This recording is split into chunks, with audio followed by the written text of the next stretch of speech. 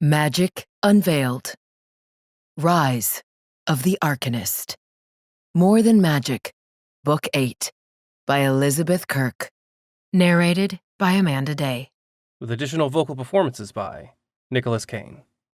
This audiobook is a Mercs with Mics production. Chapter 1. Ember. Ember, Jen said softly. I glanced down and noticed that, once again, I had set fire to the carpet of the car. Sorry. I patted the little flame out and then clenched my fists to stop from snapping my fingers and creating more sparks. I'm just nervous. Nervous was an understatement. We all are, Mariana said. I nodded, but the sentiment didn't help that much. How long have we been sitting here? I asked, even though the clock was right in front of me. 2.5 hours, Shannon said. I groaned and wiggled my back against my seat, trying to get comfortable. I felt like the closer we got, the longer everything seemed to take. Rat climbed from the center console and into my lap, purring. The sound was comforting, but I had to wonder if he was also keeping an eye on me, so I didn't set anything else on fire. Someone's here, Jen said suddenly. I looked up at the parking lot across the street, watching as a car pulled in and parked.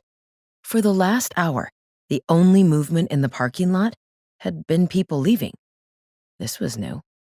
After a tense minute, people started to get out of the car. The first thing I noticed was a woman with long, bright red hair, which transitioned to orange and then yellow as it grew out. The hair was a dead giveaway, but I switched briefly into thermal vision to check her temperature anyway. Fire elemental, I said softly. Mariana gasped and leaned forward between the two front seats. And that's Anthony! I didn't know what he looked like, but Shannon nodded. That's him all right, she said grimly. Do you think the guy with the raven is Victor? He looks like he's in charge, said Jen.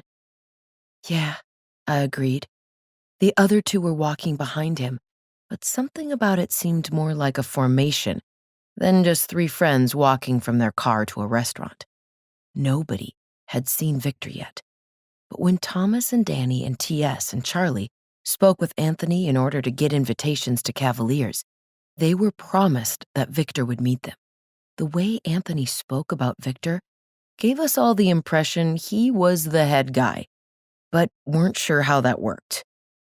Since we thought this whole operation, whatever it was led by someone named Reeve.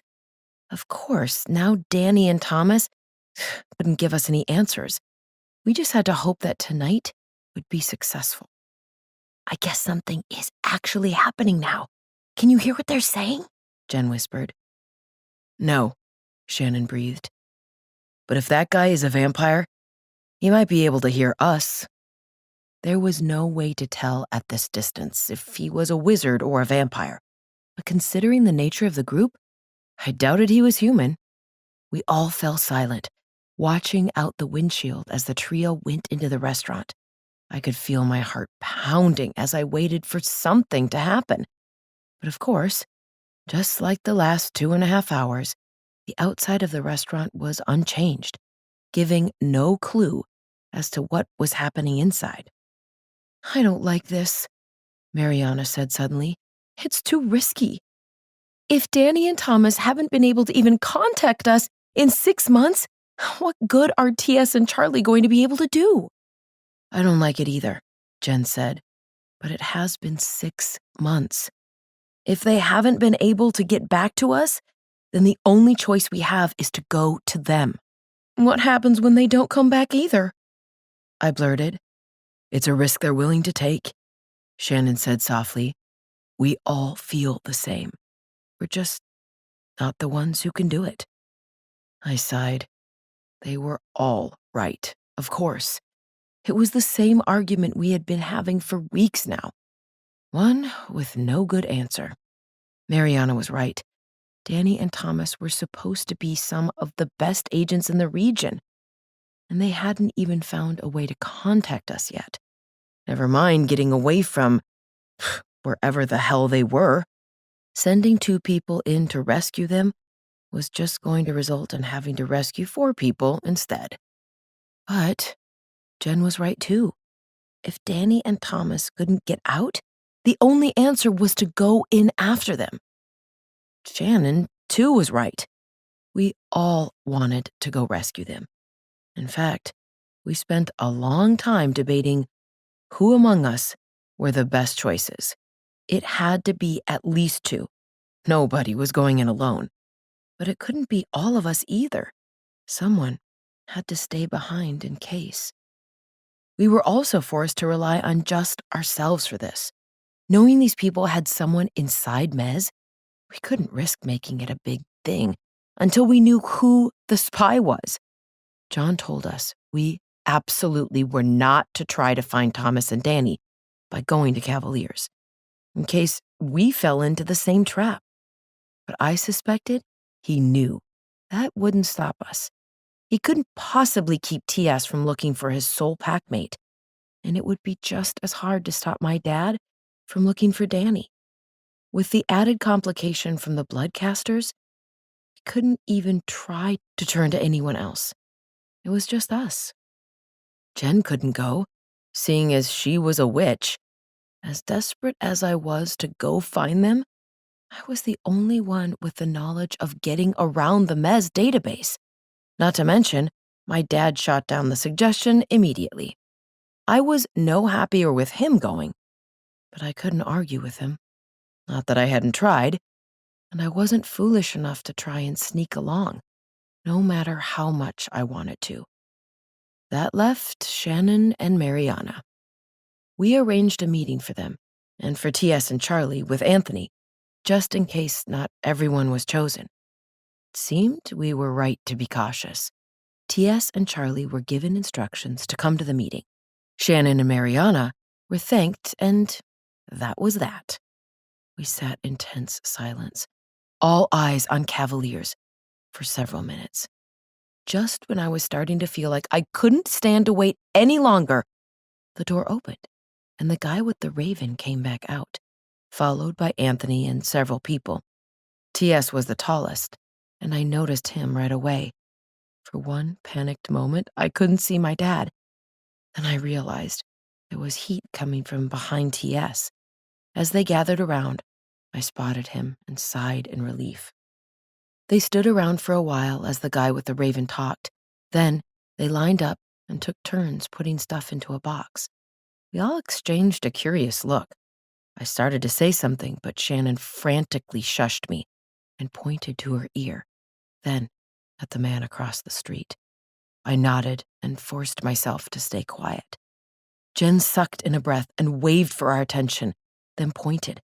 Bus was arriving. We watched as it pulled into the parking lot and then stopped near the group. I held my breath as they all slowly boarded the bus. For a couple of minutes, it sat there idling. Heat. I gasped and turned my attention back to the building. There was a very hot spot growing in the center. Fire! I hissed as quietly as I could. In Cavaliers! It burned for a minute, too hot for a normal fire. Then it died down. A moment later, the fire elemental woman walked out. Was it her? Jen asked. Yeah, I whispered. I think she burned something. I wonder what, said Mariana. We all nodded in agreement. The fire elemental woman got on the bus, and then it began to pull away. My breath hitched and I clenched my fists, praying that I hadn't just seen my dad for the last time. The last 6 months, not knowing where Dani was or even if he was okay, had been torture. I couldn't imagine even 6 days now without him and my dad. I couldn't lose them both. Ember, Rack said, gently curving his claws into my thigh to get my attention.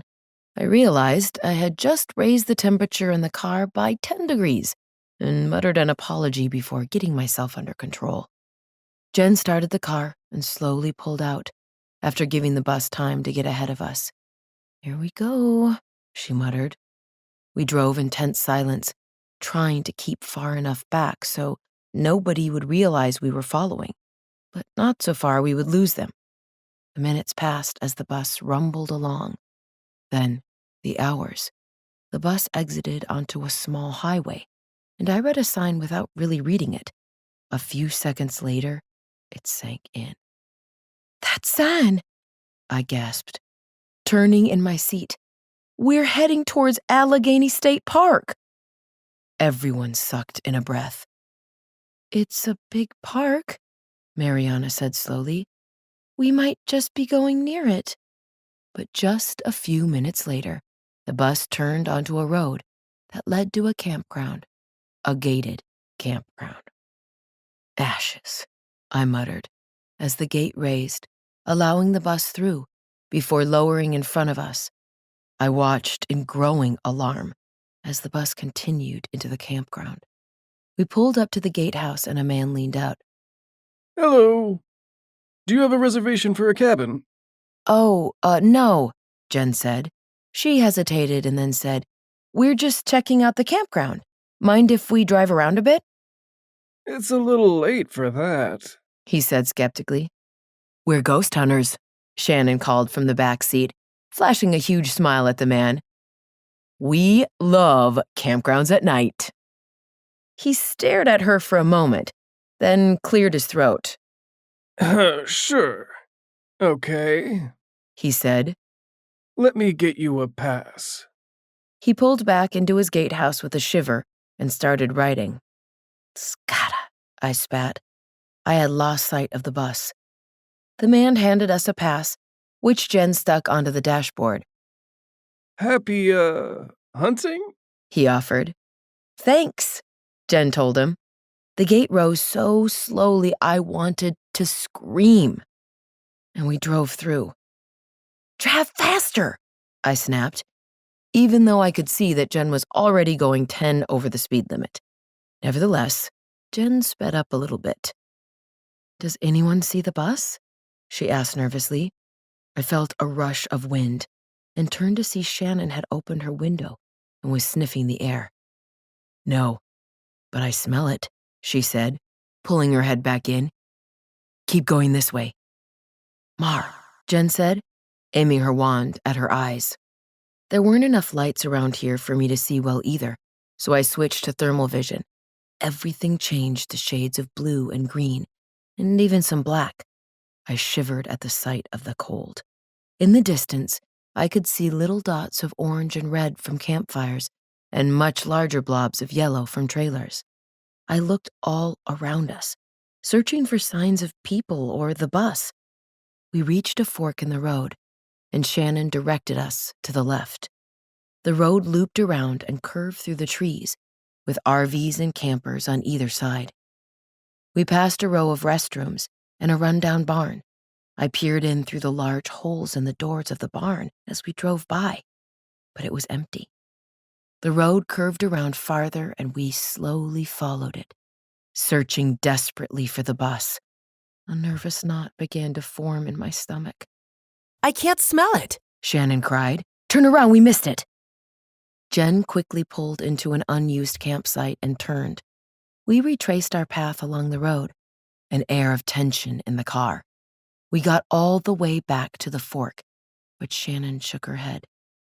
"No, it's the road we were just on for sure." "Damn it," Jen growled, turning around again. "Does anyone see it?" I swallowed hard. This couldn't be happening. We were right behind the bus. We got back to the curve again with no luck. Still, Shannon was certain she couldn't smell the bus down the rest of the road. Mariana let out a soft, mournful whistle as we turned again. "Maybe we should get out and walk," Shannon suggested. "There!" Mariana shrieked. "In the barn!" Jen slowed the car. We all leaned toward the windows.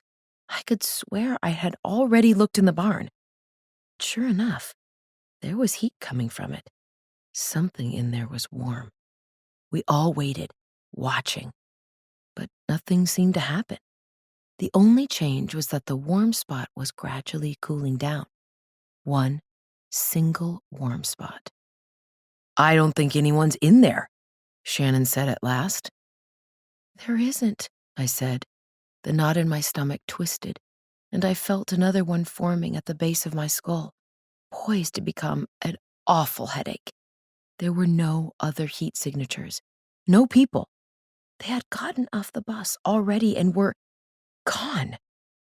Let's go, Jen said, drawing her wand.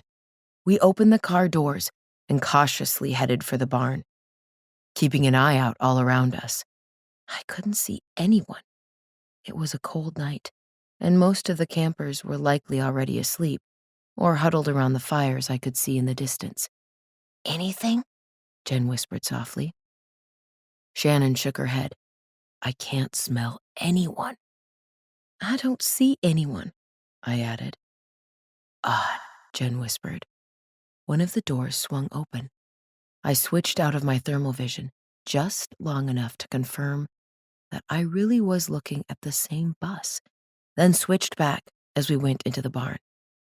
The engine is warm, I said softly, looking at the shades of orange.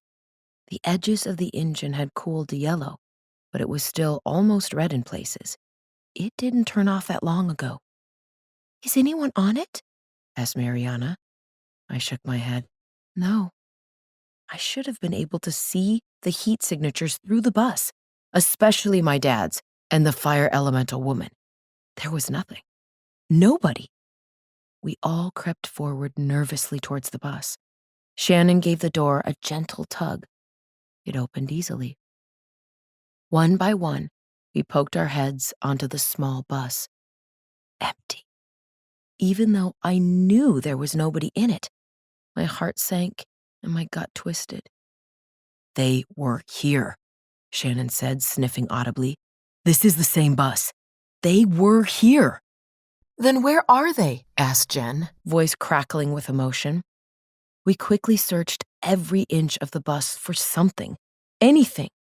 Rack checked under the seats and then went under the bus itself. There was nothing. After that, we searched throughout the barn itself, desperately looking for any sign of what had happened. After a few minutes, it became clear that it was just an empty, run-down barn. If they got off, it wasn't in the barn, said Shannon. I can't smell them anywhere but on the bus. Soon we were all standing quietly in the doorway of the barn, staring at the rapidly cooling bus. They're gone, I choked. I felt a tear roll down my cheek and fanned absently at the steam that rose up from it, more apparent than usual in the cold night air. They're gone, I said again, unable to believe it. How could we have lost them? Mariana said, sounding like she was on the verge of tears. We were right behind the bus the entire time. That guy at the gate stopped us for like a minute. How could we possibly have lost them? They have to be here, cried Jen, desperately pivoting in a small circle, looking around wide-eyed. They couldn't have gotten off the bus anywhere else. I heaved a sigh. We were practically circling the barn. There is no way we missed that many people crossing the grounds, even if they were running. Did we lose sight of the bus at all before we got here? Long enough for them to have gotten off? Shannon asked. No, said Jen. They couldn't possibly have gotten off until it stopped here. Right here.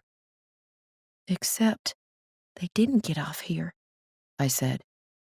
We should go, Shannon said. Go? I screeched at her. You want to leave?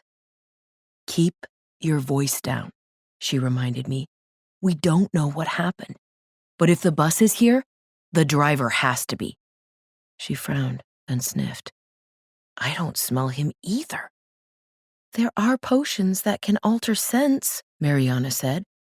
Or erase them. Maybe they did get off here, but someone hid their scent. Shannon sighed. If they got off here, then so did those people who took them. It's not safe to stick around. She's right. Rack said. We can't risk being caught, too. Not when we might be their only chance. Jen let out a choked sob. then turned and stormed off to the car. With no other choice, the rest of us followed. I stared out the window as she slowly drove off, hoping desperately I would suddenly see something. What if my dad was still here and we were just leaving? Had he even been here at all? Had Dani? The thought made me shiver, and I looked around the campground nervously. Had Dani and Thomas been here 6 long months ago? Would we ever even know? Nobody spoke as Jen turned the car back to the main road of the campground and drove slowly toward the gatehouse. The guard waved merrily to us, and Jen lowered her window. "Shannon, smell him. What is he?" she asked softly as we pulled up. The guard leaned out of the gatehouse curiously. No ghosts? He teased. "No, but we might be back. Thank you for letting us drive around," Jen said. I didn't know if he could hear the forced cheer in her voice, but I could. Not a problem. He said with a wave. Take care. "Non-magic," Shannon said as we drove away and down the road. Jen pulled over suddenly. For a moment, she just sat there, gripping the steering wheel, and I wondered if she was going to start crying. Then, almost angrily, she pulled out her phone and punched my address into her GPS. The trip home was a long, somber one. Nobody spoke. At some point, I fell asleep, waking up only when we stopped for gas. I sleepily watched Shannon change places with Jen, and the next thing I knew, we were pulling up to my house. As I climbed the steps, I let myself imagine that Charlie and T.S. were there somehow, that they got away and were waiting for us, but the house was dark and empty. I stood in the living room wordlessly as the others came in around me. Mariana sat heavily on the couch with a soft sob. Jen and Shannon did the same on the other. Rack joined them. Fighting back tears, I crossed the room slowly and sat by Mariana. The silence was almost oppressive, but I couldn't think of anything to say. I felt like if I spoke, I'd start crying. "I think you have a message," Shannon said suddenly. "A message?" I asked. "On your answering machine." I snapped my head up and gasped. There was a blinking light on the answering machine. My breath caught and I stood slowly as if moving too quickly would make the light stop blinking. Had my dad called? Were they okay? I crossed the room on shaking legs, 1,000 possibilities flashing through my mind. They were okay. They needed help. Nobody on the other end of the line. Some soggy person from Mez calling about crap. I reached forward and hesitated with my fingers over the playback button. Then took a deep breath. Not a single one of the possible messages I thought of could have prepared me for it. You have one new message. First new message. Hey, it's me. Chapter 2. Jen. Ember clapped both hands over her mouth with a muffled sob as the sound of Dani's voice filled the room. We all gasped and stared at the machine. Only the weight of Rack on my lap kept me from jumping to my feet and sprinting across the room, as if somehow getting closer to the answering machine would bring me closer to Dani. I'm sorry it took so long to... We couldn't... His voice was quiet, yet urgent, almost rushed. Shit. I don't have a lot of time. We're okay, though. Me and Tom. We're okay. We're safe. He let out a dark laugh. Well, as long as no one catches us doing this. I don't know when, if we'll be able to contact you again. Dani heaved a sigh, and I felt my eyes sting with tears. They made us get on a bus at Cavaliers. They killed anyone who didn't. Ember let out a little shriek of horror. We saw Charlie and T.S. get on, Shannon reminded her quickly. They hit us with a sleeping potion. Dani's hushed voice went on. We woke up in a fucking castle on an island somewhere. That's all we know. There are 1,000 wards all over it. I can't even get to the water to figure out where the hell we are. I don't know what TS can sense, but the wards are screwing with the bond on Tom's end. Remember that Victor guy we heard about? We thought Reeve was the guy in charge, but it seems like Victor is the one pulling all the strings. He's always skulking around, and he's bad news. They're both vampires. They were Mez agents, got turned on a job gone wrong. Sounds like it was a couple of decades ago. Reeve still has all of his access to the database. He's the one altering it. And Reeve is the one who... Then, like being hit by an earth spell, the faint sound of Thomas's voice cut through the air. Danny-o, hurry up. I swallowed hard. Even though he was obviously far from the phone, the desperation in his voice was clear. Dani cursed softly, then went on, even faster and more urgently than before. Okay, right. They're trying to build an army of non-humans, but their entire plan seems doomed from the start. It's like there's something else going on, but there are all these witches and wizards running around too.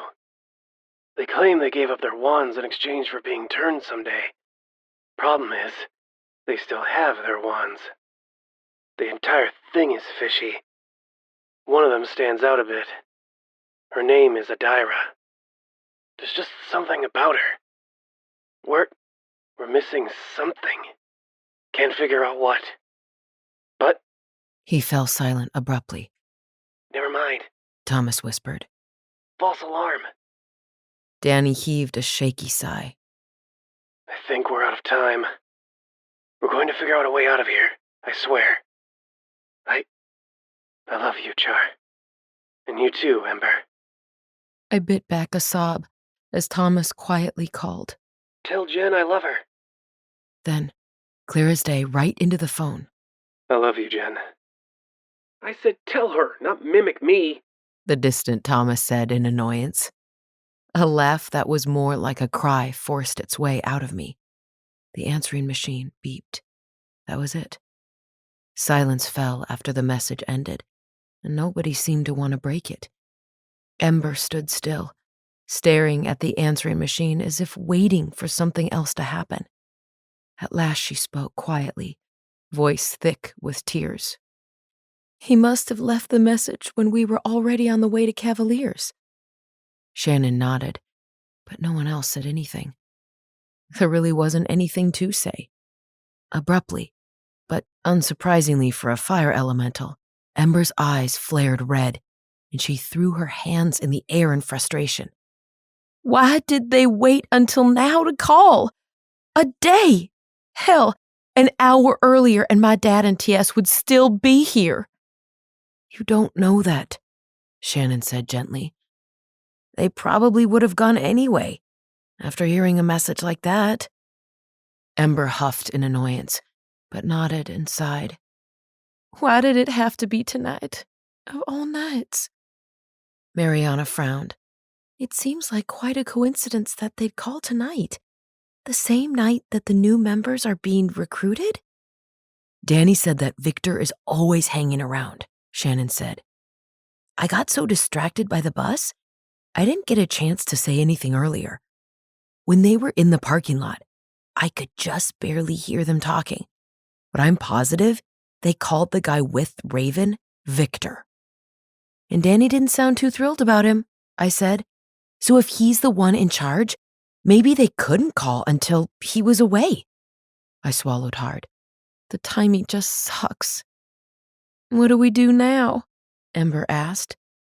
I've never heard Dani sound like that, and I don't think he was telling us everything. TS sensed something from Thomas a few weeks ago. Something bad happened. I nodded. After months of TS sensing a few vague ups and downs from Thomas, and a certainty he was fighting on occasion. There was a stressful hour or so when TS said Thomas was absolutely freaking out.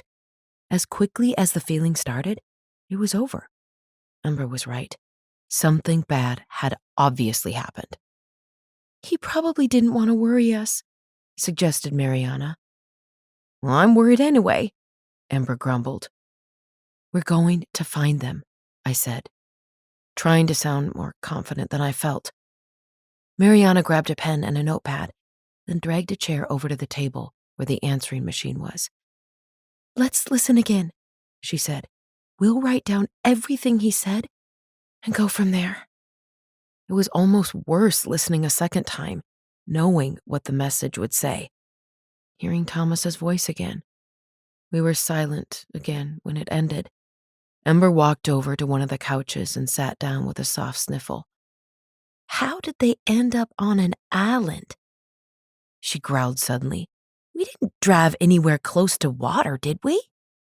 Nothing big enough for an entire castle on an island, said Mariana. She frowned.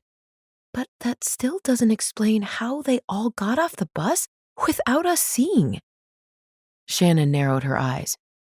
I don't know about you, but I was looking for a bunch of people all walking or maybe running.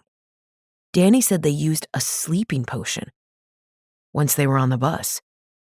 If they were all unconscious, they could have pulled them off the bus anywhere, Mariana groaned.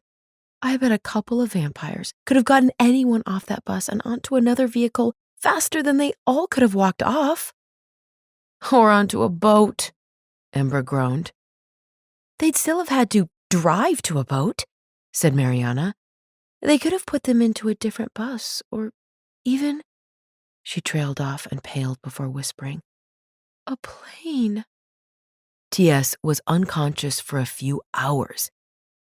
It must have been because of the sleeping potion, Shannon said, which means Thomas was out that entire time too. Who knows how far away they could have gotten? How do we even find them? Ember moaned. Reeve was a dead end, and there were too many Victors to narrow it down, I said. But now that we know Victor was a vampire and used to work for Mez, maybe we can find him. And we can use the Mez angle to see if we're looking at the right Reeve too. Maybe we were focused on the wrong one. Ember nodded and stood, eyes eagerly flaring. I'll get my laptop. She hurried out of the room and was back swiftly, carrying her laptop and a small log. Immediately upon returning from the campground, I felt exhausted, convinced that I would fall asleep right there on the couch. But the message from Dani had given me a surge of adrenaline, and I felt like I couldn't possibly sleep now. Ember quickly logged into the Mez database and pulled up Reeve's file. That part was easy, seeing as we had already looked at him, back when we had no idea whether or not he was connected to anything. Okay, Ember said. She narrowed her eyes as they darkened and smoldered in annoyance. There's nothing in his file that indicates he worked for Mez. Of course, if he has access to the back end, he must have deleted it. Is there any way you can check? Shannon asked. Ember wrinkled her nose.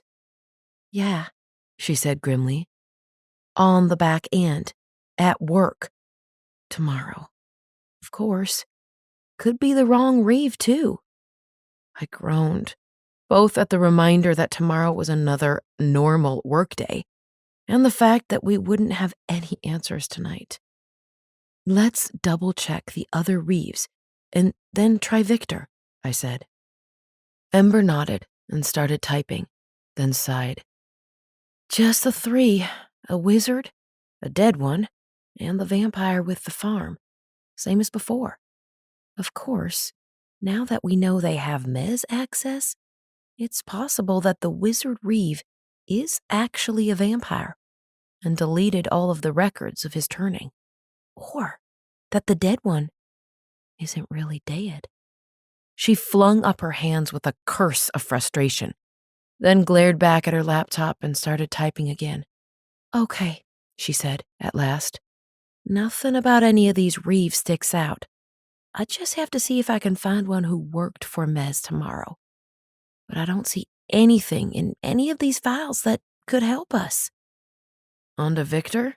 Shannon said softly. Yeah, Ember agreed grimly. Lots of Victors. Okay, vampires, she muttered as she worked. Let's start with New York. We all sat watching her.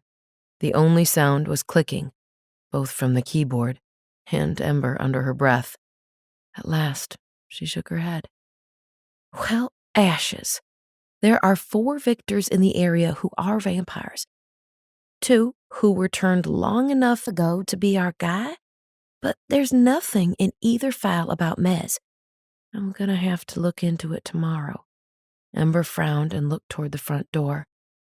You can't go tonight, I said softly, as much as I would have liked her to. We all needed to get some sleep. And I hesitated. We can't let anyone at work tomorrow suspect that something happened. Not now that TS and Charlie are gone too. Right, Ember said, rubbing at one eye at the reminder. She took a deep breath. Right. We have to act like everything's normal tomorrow. Is there anything I can do from home? Asked Shannon. Just stay here and be safe, I said. I knew Shannon hated feeling helpless, but the truth was that right now, there was nothing that any of us, other than Ember, could do. It all hinged on what she could find in the Mez database. I just hoped the information from Dani would lead to something. With a sigh, Ember closed her laptop, but stayed sitting. We all did. I felt like once we went to bed, it would be final somehow. Almost like giving up. At last, Ember took a deep breath and rose to her feet. We should all try to get some sleep. After a few quiet good nights, I found myself sitting on the edge of the bed in the guest room, with Rack pressed against me. He was purring gently to comfort me as I stroked his back absently. It was the same thing we had done every night for almost 6 months now. But it was different tonight. The hope that had built over the last few weeks as we made plans to send TS and Charlie to Cavaliers had died. We were all hoping that tonight would go very differently than it had. It was foolish, in hindsight, to think that the 2 of them would be any more prepared to avoid whatever had happened to Thomas and Dani. I guess we thought that since we knew travel would be involved, that they would be ready somehow. It obviously hadn't helped, yet somehow I felt like I thought the worst case would be that they wouldn't be able to rescue Thomas and Dani. Not that they would be taken too. But at the same time, I drew a small measure of comfort, knowing that there was nothing else we could have done, even if Dani had called before Charlie and TS left. I suspected they would have wanted to go to Cavaliers anyway, unless Ember had found a major breakthrough in the information from Dani. If not, then sending someone to the castle after them was probably the only thing we could do. Maybe, just maybe, the 4 of them together would do what the 2 of them could not. I pulled out my cell phone, checking to see if one of them had called me, even though I doubted it. Anything? Rack asked softly. Just a message from Rachel. I rolled my phone between my hands, with no desire to face what I knew my stepmother was trying to reach me about. There was a gentle knock on the door. It's Shannon, said Rack. Come in, I called. Shannon slipped in with a small, sad smile. Hey, cuz. I smiled back, weakly. She joined us on the edge of the bed, and we sat in silence for a moment. Are you okay? She asked finally. Not really, I admitted. I was hoping. It's silly, but I was kind of hoping we'd already know Thomas and Dani were safe by now. You know, that TS and Charlie would be rescuing them or something. Now we have to rescue all of them. And I don't know how we can do that. I sighed in frustration. They've been agents longer than we've been alive. I'm just an intern, and no offense, you don't even work for Mez. Just don't know what we can do. Try, I guess, Shannon said softly. That's all we can do. Besides, she forced a smile at me. You killed a vampire like a month after you started learning magic. I think you might be a little more powerful now, she teased. That's true, I conceded. She was eyeing me critically. So, I decided to be completely honest. Shannon knew me well enough to know I was holding something back.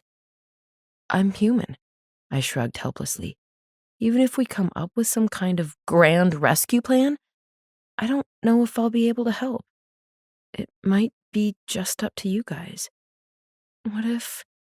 I fell silent.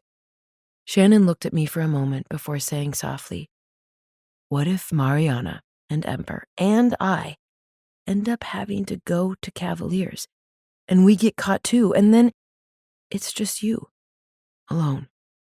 I nodded, swallowing hard at the thought. Believe me, that crossed my mind too, but there's no use in worrying about it right now. Maybe the information we got from Dani will be enough to help us somehow. At least we know Dani and Thomas are okay, for now. And that means that TS and Charlie probably are too. Yeah, that's true. I was still fiddling with my phone, and the motion turned the screen on. Shannon glanced down at it, then back to me. Missed a call. Rachel. Oh, she said softly. Then with a wince, she murmured, Christmas. I nodded sadly. I didn't know what the hell I was going to do. I managed to weasel my way out of going home for Thanksgiving. There was no way Rachel was going to willingly let me miss Christmas as well, especially when she still hadn't come around to the fact I was living in New York. But I just couldn't imagine doing all of our usual Christmas Eve activities, watching movies and baking cookies and reading holiday books. Any of it, while Thomas and Dani and now TS and Charlie were gone. Rachel would certainly ask about Thomas. It was hard enough lying to her over the phone, telling her everything was fine, that Thomas was fine, New York was great. Has your mom asked anything? I asked hopefully.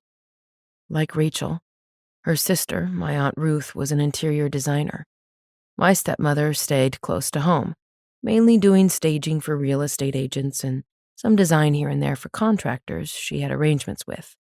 The moment Shannon went away to college, Aunt Ruth started accepting jobs with clients for vacation properties and distant hotels.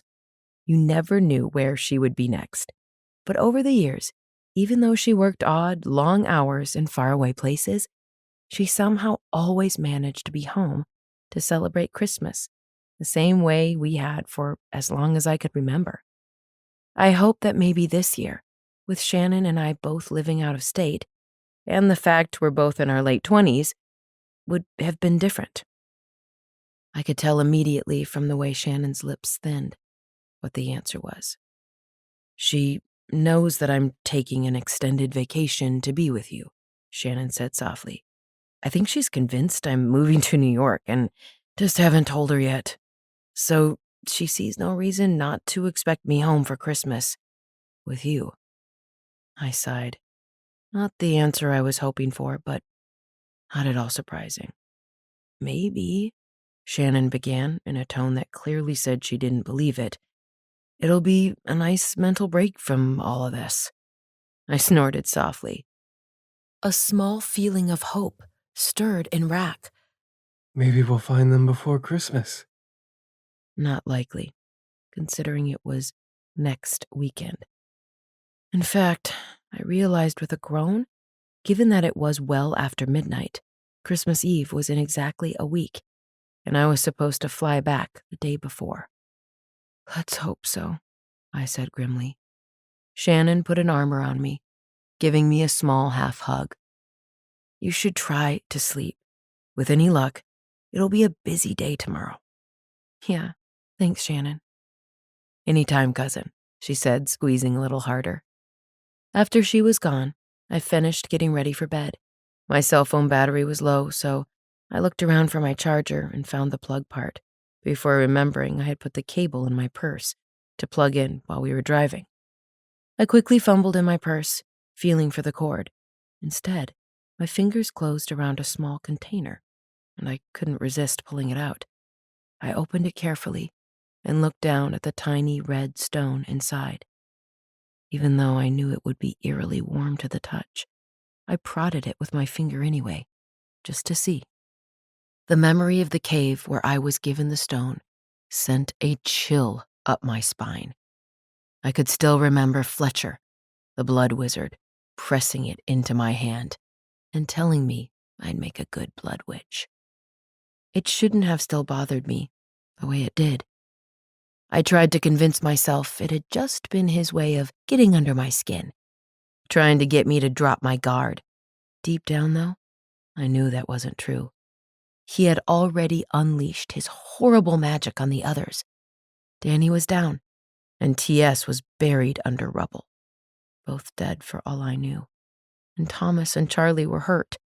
Fletcher had no need for mind games to gain the upper hand. I was helpless. It was almost like he had taken advantage of the fact I was alone to give me the stone, which meant he really did believe I'd be a good blood witch. And that was a disturbing thought that I couldn't shake, even after all these months. Along with the stone, he told me to find a mystic key and say he sent me. It turned out that he was talking about an island called Mystic Key, which was crawling with bloodcasters. But I hadn't learned any more about the stone while I was there. Fletcher had died in that cave, and while I was relieved he was gone, I wished I could ask him why. Why me? What did Fletcher, a man who had so callously, so easily turned his evil magic on his friends and coworkers and nearly killed them, see in me that made him give me the stone? I wanted to just throw the damn thing away, but I couldn't. Not until I had answers. With a sigh, I closed the box and shoved it back into my purse. Are you okay? Rack asked softly. I knew he could sense my unease whenever I thought about the stone. Yeah, I shrugged and forced a smile at him. Once my phone was plugged in, I curled up in the bed with Rack on my pillow. My fear and worry for Thomas and the others quickly overtook my whirling thoughts about blood magic, and soon I fell asleep to the sound of Rack purring. Chapter 3, Jen. I thought the day after Thomas and Dani disappeared was one of the worst ever, but the day after Charlie and TS did easily surpassed it. John had reluctantly helped us plan for the night Thomas and Dani tried to infiltrate Cavaliers, and was able to arrange a cover story for them at work.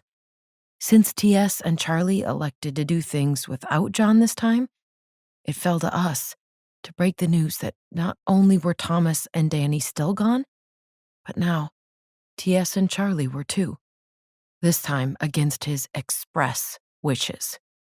John didn't seem surprised, resigned maybe, as if he had expected it to happen. But he was certainly upset. We spent the better part of the morning in his office. He took a short break to make arrangements, so it looked like Charlie and TS were simply taking an early Christmas vacation. Unfortunately, it did nothing to quiet the whispers I heard throughout the day from people who thought it was somewhat suspicious that 4 generally inseparable agents were all gone, especially now that it had been 6 months since anyone heard from Dani and Thomas. I just hoped that if anyone involved with Cavaliers was in our office or connected enough with Mez to hear what was going on, they wouldn't realize there was a link between their recruitment dates and the absent agents. Once that was dealt with, John sat with us and we analyzed every word of Dani's message, which Ember had recorded on her phone. I thought maybe the message would get easier after hearing it 50 times, but I was wrong. Just to make matters worse, even after analyzing it with John, we were no closer to answers. He told us he remembered hearing about 2 agents who had been turned, but confessed that since it hadn't happened in one of our neighboring field offices, and he had only been responsible for our office at the time, he hadn't paid much attention to it. I spent the afternoon trying to work, while stealing glances at my phone for updates from Shannon. Since she wasn't trapped at Mez all day with us, she had decided to go back to the campground and hang around, with the promise she wouldn't do anything reckless to keep an eye on the bus. My relief when it was time to go home faded quickly when I got into the car with Ember and got a good look at her face. It was clear she hadn't turned up anything in her search of the database. Mariana joined us, and we started a quiet ride home. Soon, the three of us were gathered in the living room in a silence just as oppressive as the car had been. "Well," Mariana finally said, when it became apparent Ember was reluctant to speak. Ember sighed.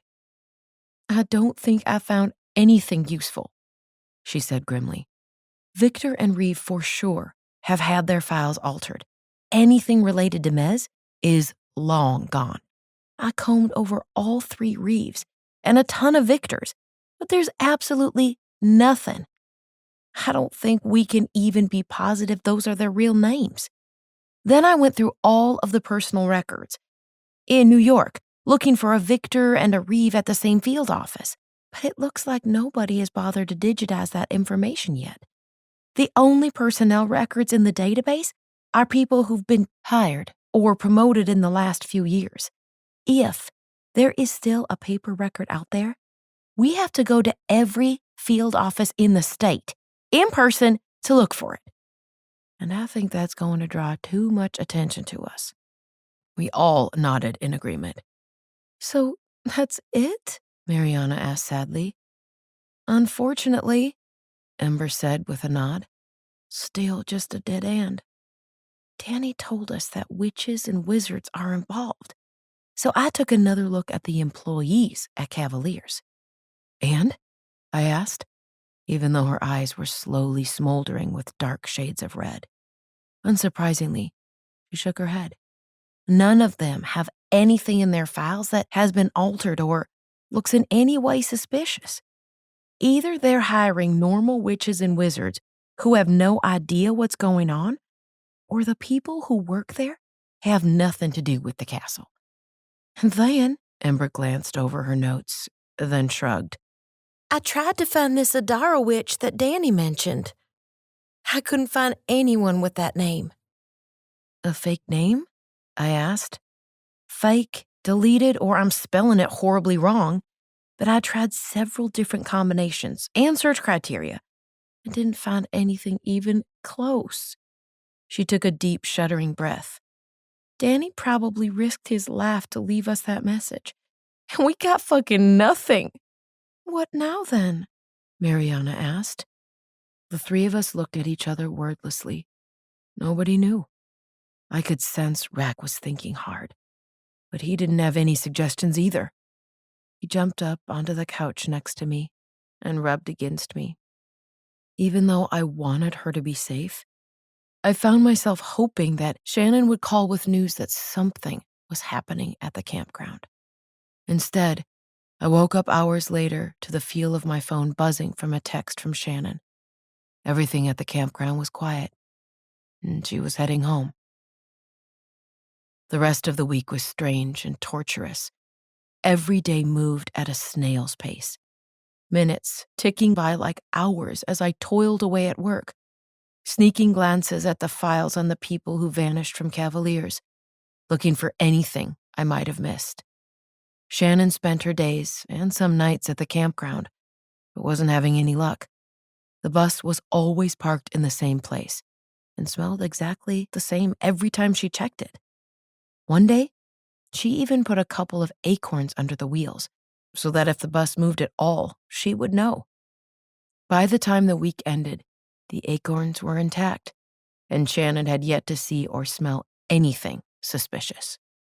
A couple of nights after work, we drove all the way to Cavaliers to look for familiar faces like Victor or Anthony or the fire elemental woman, but we never saw them. Ember hadn't found anything new in her files either. We were just as clueless and frustrated as we had been for 6 long, agonizing months. Except now, it was worse. None of the information from Dani had led to anything. The campground was proving useless, and instead of just 2 friends, now 4 were gone. Our group, people I thought of as family, was cut in half. Sometimes I wondered if they felt as helpless and hopeless as we did. Other times I decided I didn't want to know. Then, of course, there was the fact that we didn't know if any of them were okay. As awful as it had been missing Thomas and Dani all of these months, there was always some measure of comfort that T.S. could sense Thomas well enough that he was confident he'd know if something happened to him. Now we had nothing. All 4 of them could be dead for all we knew. None of their fake profiles had been updated to deceased, but we also had no idea how regularly the files were changed. We just had to keep hoping and trying. As slowly as the days passed individually, I felt as if I blinked and it was time to go to Maryland for Christmas. So many wasted days, and now the entire weekend would be a loss. If nothing else, I tried to take comfort in the fact Shannon was going with me. At first, that made it worse, stressing that something would happen at the campground while she was away. But after an entire week with no movement, we decided the bus likely wasn't going anywhere. If the bus was going to leave at all, we suspected it would be Friday night again. So we all drove to the campground together after work and waited until the early hours of the morning, taking turns sleeping in the uncomfortable car seats, before concluding that the bus was there to stay. We drove back home, tired and miserable. There was just enough time to take a quick shower and grab my suitcase. Then Shannon and I had to get on a plane to go to Maryland. It certainly wasn't how I wanted to spend the weekend, but there really wasn't anything else we could do. Even though it would be only for a couple of days, I just couldn't shake the feeling that something major would happen while we were away. I hated the struggle, balancing my magic with my non-magic life. Granted, it wasn't usually for reasons this extreme, but it was still unpleasant. If I could just tell my stepmother the truth about what was happening, I wouldn't be in this position. I'd be in New York trying to find Thomas and the others, not dreading what should have been a fun Christmas, and lying to my stepmother about, everything. Then again, in all honesty, I hadn't been entirely truthful with my birth mother either. I told her that Thomas was on some sort of extended undercover mission for Mez, and left it at that.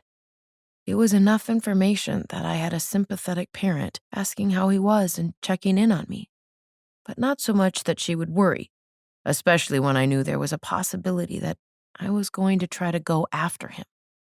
Even though we always made time for each other during the holiday season, around my non-magic obligations, she understood that I wasn't really in the mood to celebrate this year. So we settled on meeting for coffee. That was before T.S. and Charlie vanished, when I was in a bit of a better mood. I wasn't sure if I'd be able to convince her everything was all right next time we saw each other. Bad enough I wasn't sure if I could even keep my stepmother from being suspicious for the entire weekend. It wasn't as if I needed anything else to bring me down. But then I got a painful reminder about the grim reality of having a non-magic family as soon as we knocked on the door. It was a fact of life as a magic that someday I would have to drift apart from my non-magic family and friends as I stopped aging, and they didn't.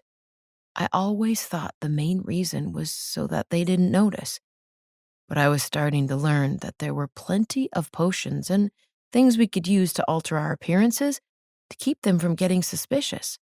The problem was that when you got too attached to non-magics, it was really hard to remove yourself from them. It was made easier by the fact that magics had an innate sort of defense mechanism, which gradually erased us from the minds of non-magics we encountered, depending on how well they knew you.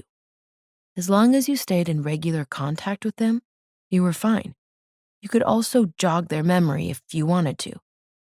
In all the chaos with Thomas and the others, it never occurred to me that it might happen with Rachel. But these last few months were the longest I had ever gone without seeing her since becoming a witch. In fact, I was pretty sure it was the longest we had ever spent apart since she married my father when I was little.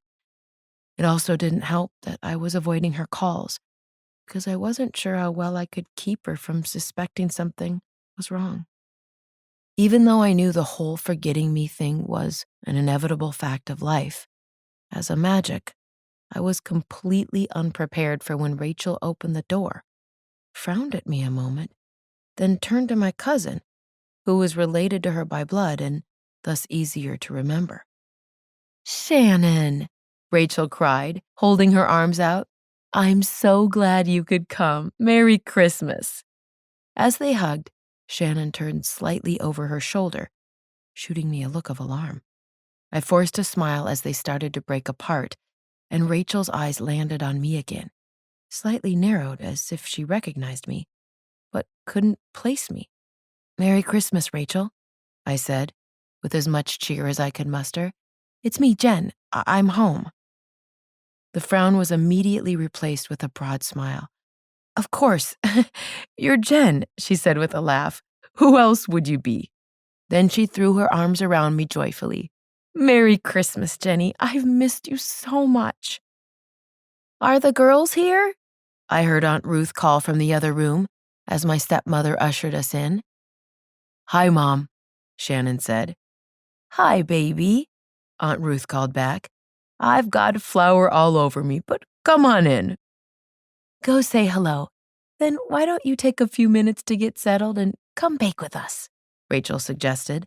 Still lugging the cat carrier, I followed Shannon into the kitchen and found Aunt Ruth and my half-sister Emily, both covered in flour. "Hey, Jenny," Emily said with a grin. "Merry Christmas, Em," I said, giving her a hug. She bent immediately to examine the carrier I was holding. "You did bring Whiskers! Hey, buddy." She poked her fingers into the crate. I set it down and opened the door to let him out. He took a few sniffs at the kitchen and then poofed up his fur. Oh, Rack said disdainfully. there are other cats here now. He sniffed again. 2 of them. The fact there were 2 cats was news to me, and I very nearly blurted it out before remembering that Emily couldn't hear my familiar. Fortunately, I was spared when Emily groaned and said, "Oh no, I didn't get a chance to lock up the new kittens." "Kittens, plural?" I asked. "Early Christmas gift," she laughed, before turning a concerned look to Rack. "I know Whiskers is sweet, but do you think he'll be okay? I can find them and put them in my room." I'll stay out of their way, Rack promised. "He'll be fine," I said. "Okay." Emily gave him a couple more strokes, leaving a dusting of flour on his inky fur. "I'm glad to see you're taking good care of my cat." "I think at this point, we can safely say he's mine," I chuckled. She playfully stuck her tongue out at me, gave Rack one last scratch behind his ears, and then stood and returned to the cookies. For the first time in a while, I felt a genuine smile as I remembered meeting Rack for the first time. He showed up at my house while I was away. By the time I was back, he had Emily and Rachel wrapped around his proverbial finger. Unbeknownst to them, of course, he was my familiar and would have been living with us either way. But it was much easier to have him already accepted and settled in as part of the family, without having to pressure them into it. Rack padded over to the cat bowls and took a sniff. They don't have anything weird, like medicated food, do they? He asked. "Is it okay if, Whiskers has some?" I asked, stumbling over the name Emily had given him years ago. I was out of practice. "Yeah, it's just regular cat food," Emily said. "I don't think Norma and Betty would mind." Sure. They get normal names. Rack muttered, before curling his tail around his feet and settling in to eat. "Well, they aren't royalty," I chuckled, smiling again. A much younger Emily had dubbed him Lord Whiskers Fluffington IV. "What?" Emily asked. I winced at the question. I had replied to Rack without even thinking.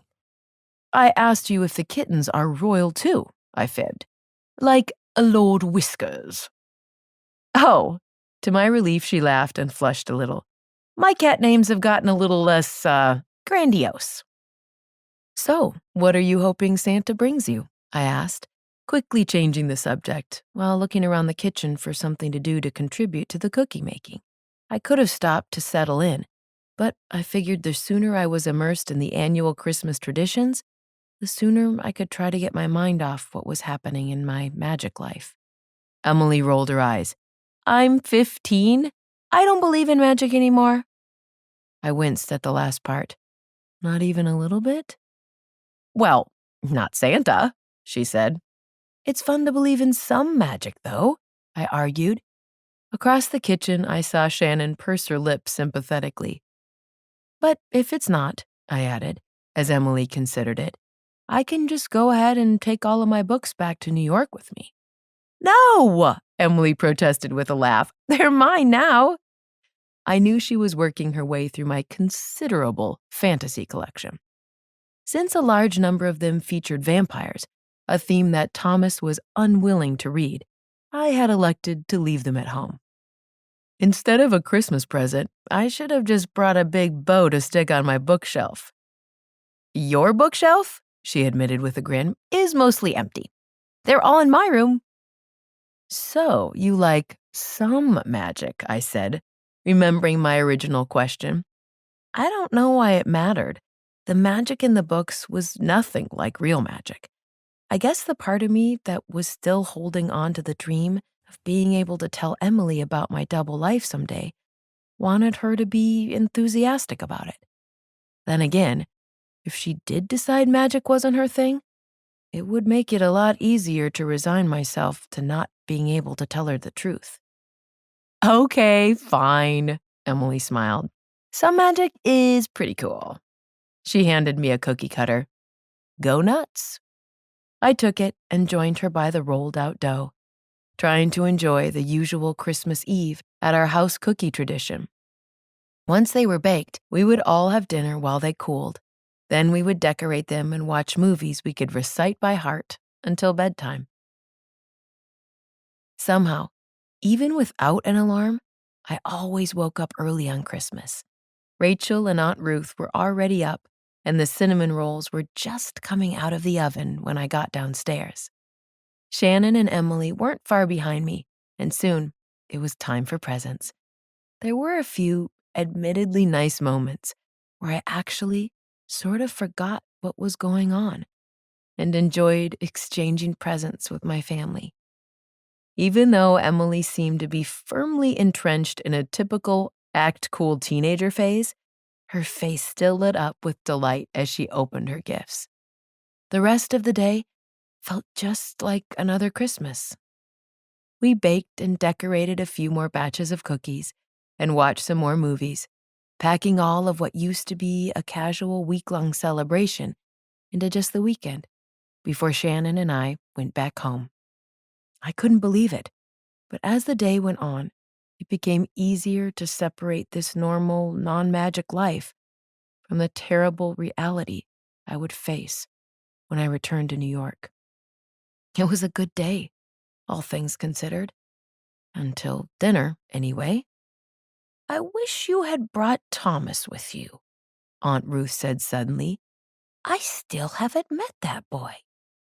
I winced at the reminder and took an extremely small measure of comfort in the humor of Aunt Ruth referring to someone older than her as that boy. I haven't met him either, Rachel said, shooting me a pointed look.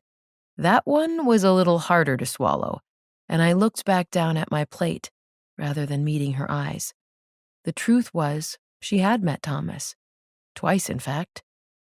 I wasn't completely sure how exactly our presence in the minds of non-magics worked, but apparently, she hadn't spent enough time with Thomas for him to stick. The second time she met him, her excitement at what she thought was the first time vanished almost instantly. She went from telling me how glad she was to meet him to, "It's nice to see you again." Obviously, the second time hadn't stuck either, although she still knew his name and most of the details about him that I shared with her. Thomas said he wasn't really sure how it all worked either, and confessed that until it had come to my stepmother, he really hadn't paid much attention, and just sort of took it for granted that sooner or later, all the non-magics he met would forget him. "I've met him," Shannon said, trying to rescue me. "He's great. Jen's very lucky." Rachel looked at me skeptically. I shoved a forkful of food into my mouth, hoping I wouldn't have to say anything else. If everything had worked out, she would have come to visit us over the summer and met Thomas, hopefully long enough to give her a good, lasting impression and be able to see where I was living, how happy I was. The plan was that she would realize I was in a good place in New York. Instead, all this chaos had happened, and I kept putting off the invitation. Rachel's approval of my living situation was nowhere near as important as finding Thomas and the others. It seemed like I was always getting my priorities mixed up when it came to my non-magic family. I had been so worried about what Rachel would think if I kept living at home, nearly 30 and unemployed, that I never stopped to think about how she'd feel when I did move out. She didn't seem to mind that Thomas worked for a security company, but after I veered from my lifelong passion of history to join him, Rachel suddenly had a problem with it. The fact that the fake Mez website for non-magics was, well, terrible, didn't help. She was convinced now that I worked for some sort of sketchy company and didn't think much better of Thomas either. Since I had basically been avoiding her for the last 6 months, I had a feeling she was increasingly convinced that she was right and wasn't quite sure what to do about it. To be honest, I wasn't either. If I couldn't actually tell her I was magic, which was impossible, I wasn't sure how I could admit I had been lying and tell her Thomas was some sort of detective and in trouble and the company I work for isn't security at all. Yeah, I didn't think that would go over well. "Did he even call you today?" Aunt Ruth pressed, unknowingly making the situation a lot worse. Rachel's eyes narrowed suspiciously. We had been together the entire day, so I knew she wouldn't accept yes as an answer. "He texted," I offered weakly. "What is he doing that's more important than calling his girlfriend on Christmas?" Aunt Ruth asked. "He's working," I bluffed. Aunt Ruth looked at me skeptically, and Rachel's frown deepened. "On Christmas?" my stepmother asked. "Well, it makes sense if you think about it," Shannon said quickly. "I mean, he works in security and everyone is out of town and going home early and out of the office on Christmas. So I imagine it's a pretty busy time. You know, like Home Alone. Someone has to watch out for robbers." Rachel considered it, but said with a frown, "I think he works too much." She and my aunt exchanged a look that I couldn't read. I speared another forkful of food, but my stomach turned at the thought of eating it. Once again, Shannon came to my rescue. "So, Mom, when do I get to meet May?" If she expected her mother to flounder at all, though, she was sorely mistaken. "Well, if you hadn't vanished to New York all summer, you'd already have met her. You were invited to Martha's Vineyard with us. Twice. She was also here for Thanksgiving," Aunt Ruth easily retorted. "And she's wonderful," Rachel added. She shot me a look. "It's so nice to meet the person that someone you love is serious about." Aunt Ruth nodded in satisfaction at her, then turned her attention back to Shannon. "Of course, if you were staying here for longer than a couple of nights, you could meet her next week. May wants to meet you." She fixed Shannon with a stare that just dared her to argue. To my relief, dinner ended without any more mention of Thomas. Shannon and I headed upstairs to change into pajamas for one more holiday movie. She stopped suddenly, halfway into her shirt, then pulled it the rest of the way on and went to stand by the door, listening. "What is it?" I asked curiously. She waved for me to be quiet, then a couple of minutes later, straightened. I could tell from the look on her face something was wrong. "Well?" I demanded. She sighed. "I was just listening. They were talking about Thomas." "What about him?" Shannon hesitated, and I fixed her with a glare. She sighed.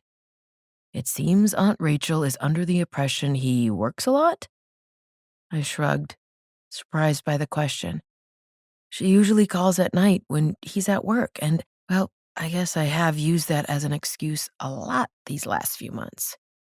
"Yeah," Shannon said grimly. "Well, she and my mom are, comparing him to your father."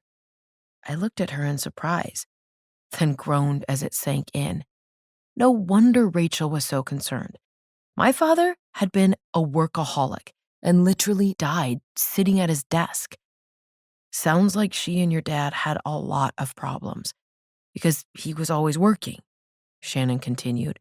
"She's worried you're going to end up in the same position." I sighed. Great. Well, that explained things, but I wasn't sure what I could do about it. "Girls," Rachel called. "Movie time." Shannon flashed me a sympathetic smile, and we headed downstairs. Rat was on the couch and looked up as we entered the living room. I suppose Shannon relayed that to you? He guessed. I nodded and sat down with him. He leaned against me and gently kneaded my leg. Emily joined us a minute later, and we turned on a cheesy holiday romance movie. The table by the couches was piled high with cookies, and we all had a big mug of hot cocoa. We'd watched 3, maybe even 4 movies before finally going to bed. For a while, the movie was a great distraction. But then, there was an emotional scene where the main character had to say goodbye to her love interest. I fought back tears, suddenly overcome by the fact I hadn't been able to say goodbye. Not to Thomas, not to some of my closest friends. I looked around the room, trying to look at anything except for the TV, while Rack snuggled against me, sensing I was upset. My eyes fell on Shannon and her mother, both watching with near identical expressions, and I almost laughed. I studied them for a moment, welcoming the distraction. Shannon had always looked just like her mother. When she got older, people started asking if she and Aunt Ruth were sisters instead of mother and daughter. Aunt Ruth, of course, was delighted every time. Even though I loved Rachel and had accepted not having my birth mother around when I was younger, I did admittedly feel jealous from time to time when people commented on how similar Aunt Ruth and Shannon looked. Now, of course, I not only knew my mother quite well, but had discovered I was practically identical to her. Since we were both magics and looked the same age, we could have passed for twins. The baristas at the coffee shop we frequented all called us sisters. Shannon and Aunt Ruth would no doubt have looked the same too, if they were both magics. They were watching the TV with the same dark brown eyes, set in the same slightly rounded faces. Shannon's nose looked a little sharper at the end than her mother's, and Aunt Ruth's chin was a bit more square than Shannon's. Their skin was almost the exact same deep brown. The only difference was Shannon's was completely unblemished, courtesy of being a fast-healing magic, while Aunt Ruth had just a couple of shallow crow's feet at the corners of her eyes. Their hair was the same color as well, but Aunt Ruth's was chemically straightened, making it look darker than Shannon's short, natural curls. Aunt Ruth also had a bit of gray just at her temples. My throat tightened a little, and I turned away. Shannon's days of looking more and more like her mother were over. Like all magics, she had stopped aging. We could sit here 10 years from now, and Shannon would look just the same, with perfect skin and dark brown-black hair, while Aunt Ruth's hair grayed and her wrinkles deepened, and nobody would ever ask if they were sisters again. Could we even do this in 10 years? Without a permit, sooner or later, one of these Christmas movie nights would be our last. I looked over at Emily and Rachel. They bore a fairly strong resemblance to each other, too. Emily's skin and hair were lighter, but she shared the same brown eyes with her mother, as well as Aunt Ruth and Shannon. In 10 years, she'd be 25, just a couple of years younger than I was now. How much more like Rachel would she look as her face matured? And how noticeable would it be when she started looking older than Shannon and I? Rack started purring to comfort me as I wondered just how many more Christmases like this we had left. Having friends back in New York had made knowing I was going to lose my non-magic family someday easier. But what if I had already lost them? I wouldn't have to lie to Rachel about Thomas anymore if he was gone. Dani and TS and Charlie were like the brothers I never had and would never have again. Had I lost them all? Just like that? Suddenly, wondering how many years I had left with Rachel and Emily didn't seem nearly as important as wondering how many more days, weeks, or months that my friends would be missing. What if we never found them? What if we never got a new lead and just waited and waited?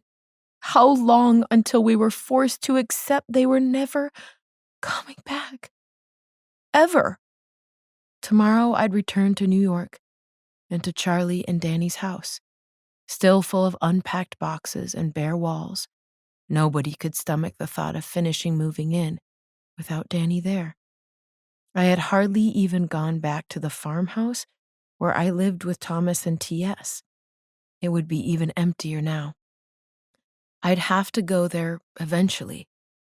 Would it be just me, living there alone? Would that be my life in 10 years? Me and Shannon without our non-magic family? Ember without her parents? Mariana without her surrogate brother? The four of us trying to go on without them? Who wants a hot chocolate refill? Rachel asked, mercifully breaking into my thoughts. I'll get it, I said quickly. I'll help, said Shannon just as fast. You okay? She asked me softly once we were in the kitchen. Yeah, just thinking about.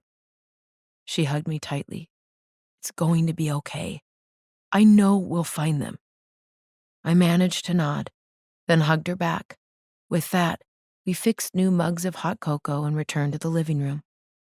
Somehow I was able to focus on the rest of the movie and set my awful thoughts aside. When it was over, we refreshed our hot cocoa once again and started another movie. This one was basically the same plot, except set in the country instead of the big city. Much to everyone's amusement, when the heroine arrived on the small farm, she was met by the main character of the last movie. So, what old thing in need of TLC do you think she's gonna fix up? Rachel asked. She was joking, but about 5 minutes later, they found a beautiful abandoned barn, and the heroine rushed up to it, telling her new best friend all of the wonderful things she could do to it. We all laughed, but as the camera slowly pulled back to reveal the pine green painted barn against the white snow, it suddenly reminded me of something very different. Thomas said that the barn they found on Reeves' farm was green. My mouth went dry and my thoughts started racing, as if I were listening to the message over again. I could hear Dani's voice in my head. And Reeve is the one who... It was the one part of the message we hadn't been able to figure out. Thomas had cut him off, urging him to hurry, and Dani had left the sentence unfinished. We couldn't risk speculating about what he had been trying to say, so we had been forced to ignore it. Reeve is the one who... What? But what if he was going to say, Reeve is the one who owned the farm? None of us had been there since Dani and Thomas checked it out. They hadn't been able to find anything. And since we weren't even sure the Reeve at the castle was the same Reeve from the farm, we had hardly even thought about it. If Thomas and Dani hadn't found anything more than 6 months ago, why would we now? Yet, it was something we hadn't checked. Somewhere we hadn't been. I sucked in a sharp breath, and Rack raised his head to look at me curiously. we didn't know about the castle yet. Was that right? My heart felt like it was going to pound out of my chest as I thought back. It was right. They had gone to the farm, looking for evidence of bloodcasters. Of course, they hadn't found anything. Reeve wasn't involved with the bloodcasters. Reeve was doing something shady with cavaliers and non-humans. Maybe there was something there after all, something they hadn't known was a clue. I couldn't wait another moment. I faked a yawn and then stood and stretched. "I'm sorry," I lied.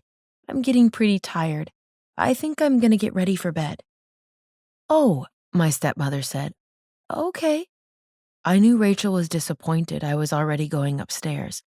I couldn't count how many nights we fell asleep on the couch with the holiday movies still on. Nevertheless, I would never be able to concentrate on the movie now, and I did need to get some sleep. Tomorrow, I hoped, was going to be quite busy. "I probably should too. We do have an early flight in the morning," Shannon said, eyeing me suspiciously. She had no doubt heard me gasp. Or maybe she could sense my pulse racing. It had to be going a mile a minute. After a few rounds of good nights and Merry Christmases, which seemed to take forever, we finally escaped upstairs. "What is it?" Shannon demanded, closing the door behind her. Rack jumped up on my desk, radiating curiosity. You thought of something. He said, tail lashing as he tried to make sense of my whirling emotions. I could barely sort out my thoughts myself.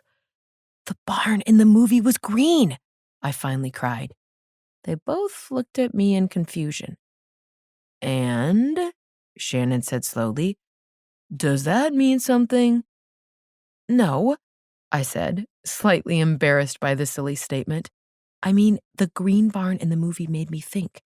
Thomas said Reeves' barn was green." They both nodded. I took a deep breath and then continued eagerly, reminding myself to keep my voice down. In his message, Dani started to say something about Reeve, but he was cut off and never finished his thought. They both nodded again. I know John said not to speculate, but what if they found out that it's the same Reeve? Back when they went to the farm, John told us all that the park was the priority. If we couldn't find a connection between the farm and the people going missing in the park, we were supposed to put the farm aside, right? Right. Rack confirmed. So, when Dani and Thomas went to the farm, they were looking for a connection to bloodcasters. Shannon gasped. "We didn't even know about Cavaliers yet. That means they could have missed something that would have connected the farm to the castle. If we go to the farm, we might find a clue that they didn't," I finished. My excitement faded, and I sank onto the bed with a groan. If only we'd have thought of it sooner. Maybe we would have already found them. "Don't you dare beat yourself up about that," Shannon said quickly. "You figured it out, and now we can go. Remember, Thomas said that the barn had been abandoned for years. I don't think a few days are gonna make a huge difference in whether or not we find anything." "That's true," I said slowly. "As far as finding the guys is concerned, Thomas and Dani have been fine for 6 months. We have to assume that TS and Charlie are okay too." "Yeah," I agreed, still wishing we could go right now, instead of having to wait all night and then getting on the plane. "At least," I began, pulling out my phone, "let's call Ember and Mariana." "No," Shannon said. I looked up at her curiously. She reached out and put a comforting hand on mine, pushing my phone down gently. "I know how badly you want to find Thomas and the others, but don't forget, Ember is a fire elemental, and you're talking about her missing dads. If you call and tell her about the farm, she's gonna drop everything and go there, right now. If there is even the slightest chance that it's not completely safe." She let it hang, and I nodded in agreement. No, I didn't want Ember and probably Mariana rushing to the farm by themselves. I doubted that an inexperienced witch and a dhampir would be much help, but it had to be better with us there. I tossed and turned for a while, then cast some warming spells to help tire me out so that I would fall asleep. Chapter 4, Shannon. The moment we were in the car at the airport, Jen blurted out our theory to Mariana and Ember. If not for the fact we needed to stop at the house to get the address to the farm, we would have driven straight there. We were in and out of the house in record time, all loaded up and ready to pay a visit to Reeves' farm. According to the GPS, we'd be arriving after sunset. The drive there was quiet and tense. Everybody was hoping we would finally find something that would lead us to the others, but nobody was willing to voice it. I volunteered to drive, seeing as I had the best eyesight and reflexes. Nobody argued. Jen sat in the passenger seat and navigated, but I could tell her mind was elsewhere. More than once, Rack told me about an upcoming turn before she did. I couldn't blame her. If my boyfriend and some of my closest friends had been missing for more than 6 months, I'd be pretty easily distracted as well. Of course, I was upset too. But even though I owed Thomas, and technically the others, my life, I knew it was different for everyone else. We all became good friends during the month I lived with Thomas and TS while I was turning. But ever since then, I had been down in Florida, trying to act like I wasn't close with everyone. It wasn't like Jen, who was in a serious relationship with one of them and saw them all much more frequently than I did. Or Mariana, who had grown up with them. And of course, Ember, whose fathers were both missing now. I shivered at the thought of losing my mother. We weren't as close as Ember obviously was with Dani and Charlie, but I still couldn't imagine how terrible it would have been. I hoped that we would be able to rescue all 4 of them, and then prevent whatever Victor and Reeve were doing at Cavaliers from happening again. But I honestly wasn't sure how we were going to do it, considering 4 highly trained agents had failed, and we couldn't trust anyone at Mez. John's hands were tied between the red tape of his position and the fact he didn't want us to vanish next. We turned down a small road, lined with trees and dotted by fields. "It's coming up," Jen said softly. Ember leaned forward from the back seat. "We probably shouldn't just roll right up the driveway. Let's pull over." I nodded in agreement, slowed down, and pulled over by the side of the road. We got out and looked around cautiously before leaving the car and heading into the trees to go the rest of the way on foot.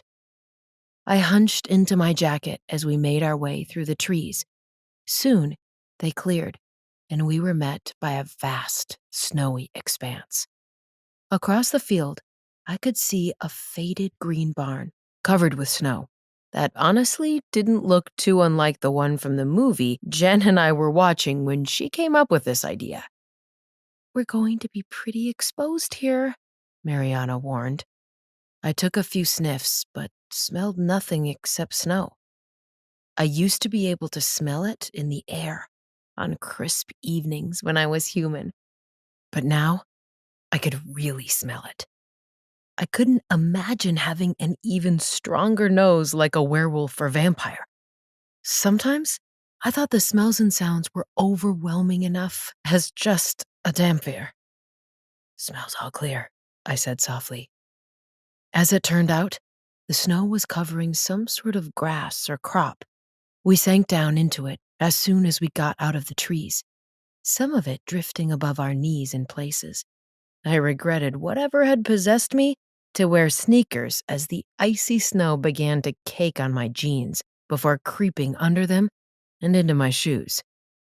Jen picked up Rack as she walked, balancing him on her shoulder with one hand, clutching her wand in the other. I stumbled as the ground changed abruptly near the barn. It felt harder under my feet, and I wondered if we had reached the driveway. It's warm, Ember hissed suddenly. I turned back to her. What? I mouthed. The barn, she said, lowering her voice as we all moved closer to her. Not the whole thing, but there are a couple of hot spots, like a space heater or something. I inhaled deeply. In there, somewhere amid the snow, I could smell something. I smell someone, I said. I took another sniff. It smells like a wizard. Mariana gasped softly and pointed. Is that a car? We all looked in the direction she had indicated, and sure enough, I could just make out the tires and the undercarriage of a car that was parked in the driveway. There was so much snow, I hadn't even noticed it at first. Did Thomas and Dani say anything about a car? Ember asked. They said it was abandoned, Jen said. I'm sure they would have mentioned a car if there was one. I edged a little closer to the barn. There were no windows, but the edges of the doors looked brighter than what was around them. I think there's a light on in there, I said. Oh, you're right, said Mariana. There's someone here, Jen said. She sounded slightly excited by the development, but nevertheless, she raised her wand up a little, and I could hear her heartbeat speed up. How many? Ember asked. She frowned toward the barn. I can't see any people. It smells like just one, I said. The snow is so fresh, it's masking everything else. Okay, one wizard, Jen said, taking a step toward the barn. Wait, why would a wizard be here? Ember demanded. The whole Cavalier's operation is non-humans. We all exchanged a curious look. Dani said there were some witches and wizards at the castle, Mariana said. Remember? They want to become vampires? I thought of the message and added hopefully, maybe this guy doesn't have a wand either. We all laughed weakly, although I knew I wasn't the only one who doubted we would be so lucky. Then I heard a sound, like the crunch of a foot on snow. There's somebody, I started to say. On! A shout interrupted. The snow began to whirl around us, turning the world white as little crystals pelted me, stinging where they found exposed skin. I tried to shield my face as I frantically strained my ears for the attack I knew had to be coming. Din! The wizard shouted. Din! Yelled Jen at almost the same time. I wasn't sure how successful her shield spell would be if she couldn't see what was happening. Then again, I didn't know how well the wizard's attack would work if he couldn't see us. I had my answer an instant after the spells were cast, as I felt as though I had been hit in the stomach. I heard the others gasp in pain too, but if the spell was intended to knock any of us out, it failed. I felt warm and turned, squinting to see that Ember was melting the snow around us, rendering the wizard's attack useless. Go on! Cried the wizard, just as the snow began to clear. Whatever the spell he cast was supposed to do, I couldn't say, but thanks to Ember, I could see him now. Unfortunately, he could see us. A fire elemental? He said, sounding surprised. His wand wavered for a moment and I lunged. I hit a patch of solid ice and slipped and slid toward him.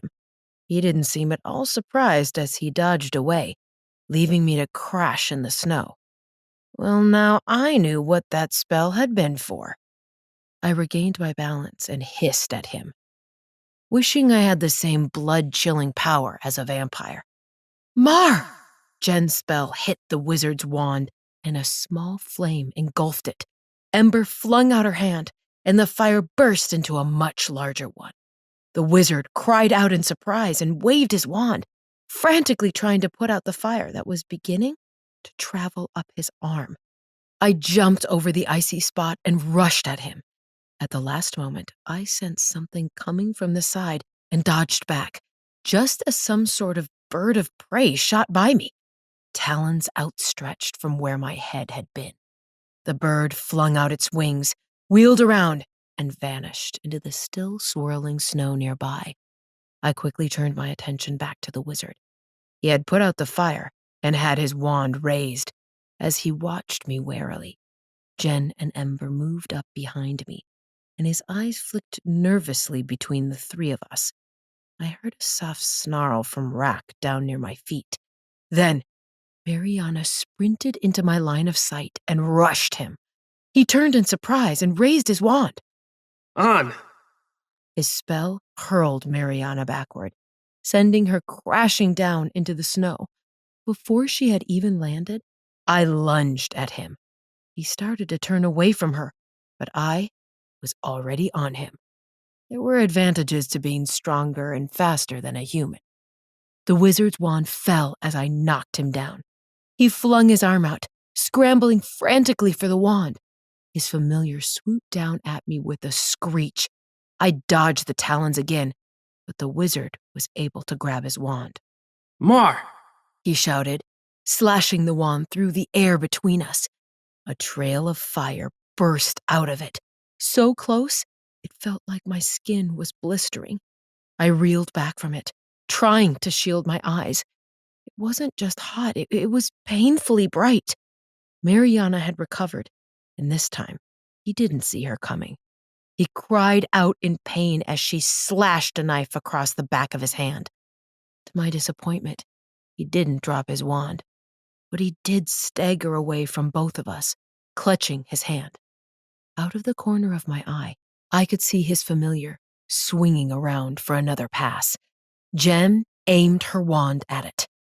On! The rush of wind sent the familiar spinning through the air and crashing down into the snow. The wizard cried out in pain and stumbled as his familiar hit the ground. I rushed forward, snatched his wand from his injured hand, and tossed it out of reach. Then spun behind him, pinning his arms to his back as I did. He struggled, and I had a feeling he could probably escape from me if he really tried. But as Mariana and Jen joined me and surrounded him, he knew he was stuck. Mariana picked up the wand and clenched it tightly in one hand, while keeping her knife trained on him. The raven hopped slowly out of the snow, warily watching Ember and the fireballs flaring in her fists. For a moment, the wizard strained weakly against my grasp. I tightened my grip and hissed softly in warning. He gave up, but raised his head defiantly. What are you doing here? He demanded. Jen fearlessly took a step toward him and brandished her wand. What are you doing here? She countered. I couldn't resist a smile as she confronted him. In all of the fantasies we had shared growing up about what our future together would look like, fighting wizards on creepy abandoned farms had certainly not been one of the possibilities. Even in recent years, I hadn't expected to be involved in this sort of thing. Who sent you? The wizard asked her. Oh no, you are going to answer her, I snarled in his ear. In response, he snapped his head back, cracking it hard into my nose. The shock and pain caused me to lose my grip enough for him to wrench his arm free. He flung himself at Mariana. She jumped back, extending her knife threateningly as she tried to keep the wand out of his grasp. Din! Cried Jen. The spell hurled the wizard to the ground. The raven, still in the form of some sort of bird of prey, screeched, then launched itself into the air and flew by Ember. Wasn't sure if I should jump onto the wizard or try to stop the familiar from going for help. Ember was only caught off guard for a moment. She hurled a fireball after the raven but missed. Undeterred, she yanked out a small throwing knife and whipped it through the air. The raven shrieked as the knife caught it in the wing, and it tumbled, fortunately not very far, to the ground.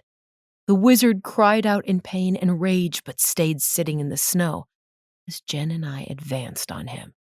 Ember drew out another throwing knife, and Mariana moved a safe distance away, still clutching the wand. What do you want with me? The wizard asked with a sigh, sagging in defeat. We're the ones asking questions, Ember said, and I strongly suggest You answer them. The wizard looked up at her with a frown. Your accent. You. He said slowly. I know you. What? Ember asked, clearly as confused by the statement as I was. Moving slowly, the wizard pointed a finger toward her. You're Charles Smith's sister. What was it? It started with a C too. We all glanced at each other curiously. Wrong, Ember said flatly. The wizard frowned in confusion. But you look just like Charlie. He insisted. You must be his sister. Oh, Caldera. That was it. Caldera Smith. Caldera Smith is my aunt, Ember said, narrowing her eyes at him suspiciously. I'm Ember Pelagos, and I'm Charles Smith's daughter. How the hell do you know my dad? He looked at her in surprise. I didn't know Charlie had a daughter. I always kind of assumed he was... well, I guess it has been a few years since... Wait, The wizard frowned. I thought Ember was the name of his niece. Well, that's what we tell people, Ember said, clearly not in the mood to elaborate on the complicated family dynamics. I suppressed a chuckle. It hadn't been that long ago that I was let in on the truth behind her parentage either. I asked, "How do you know my dad?" she repeated angrily.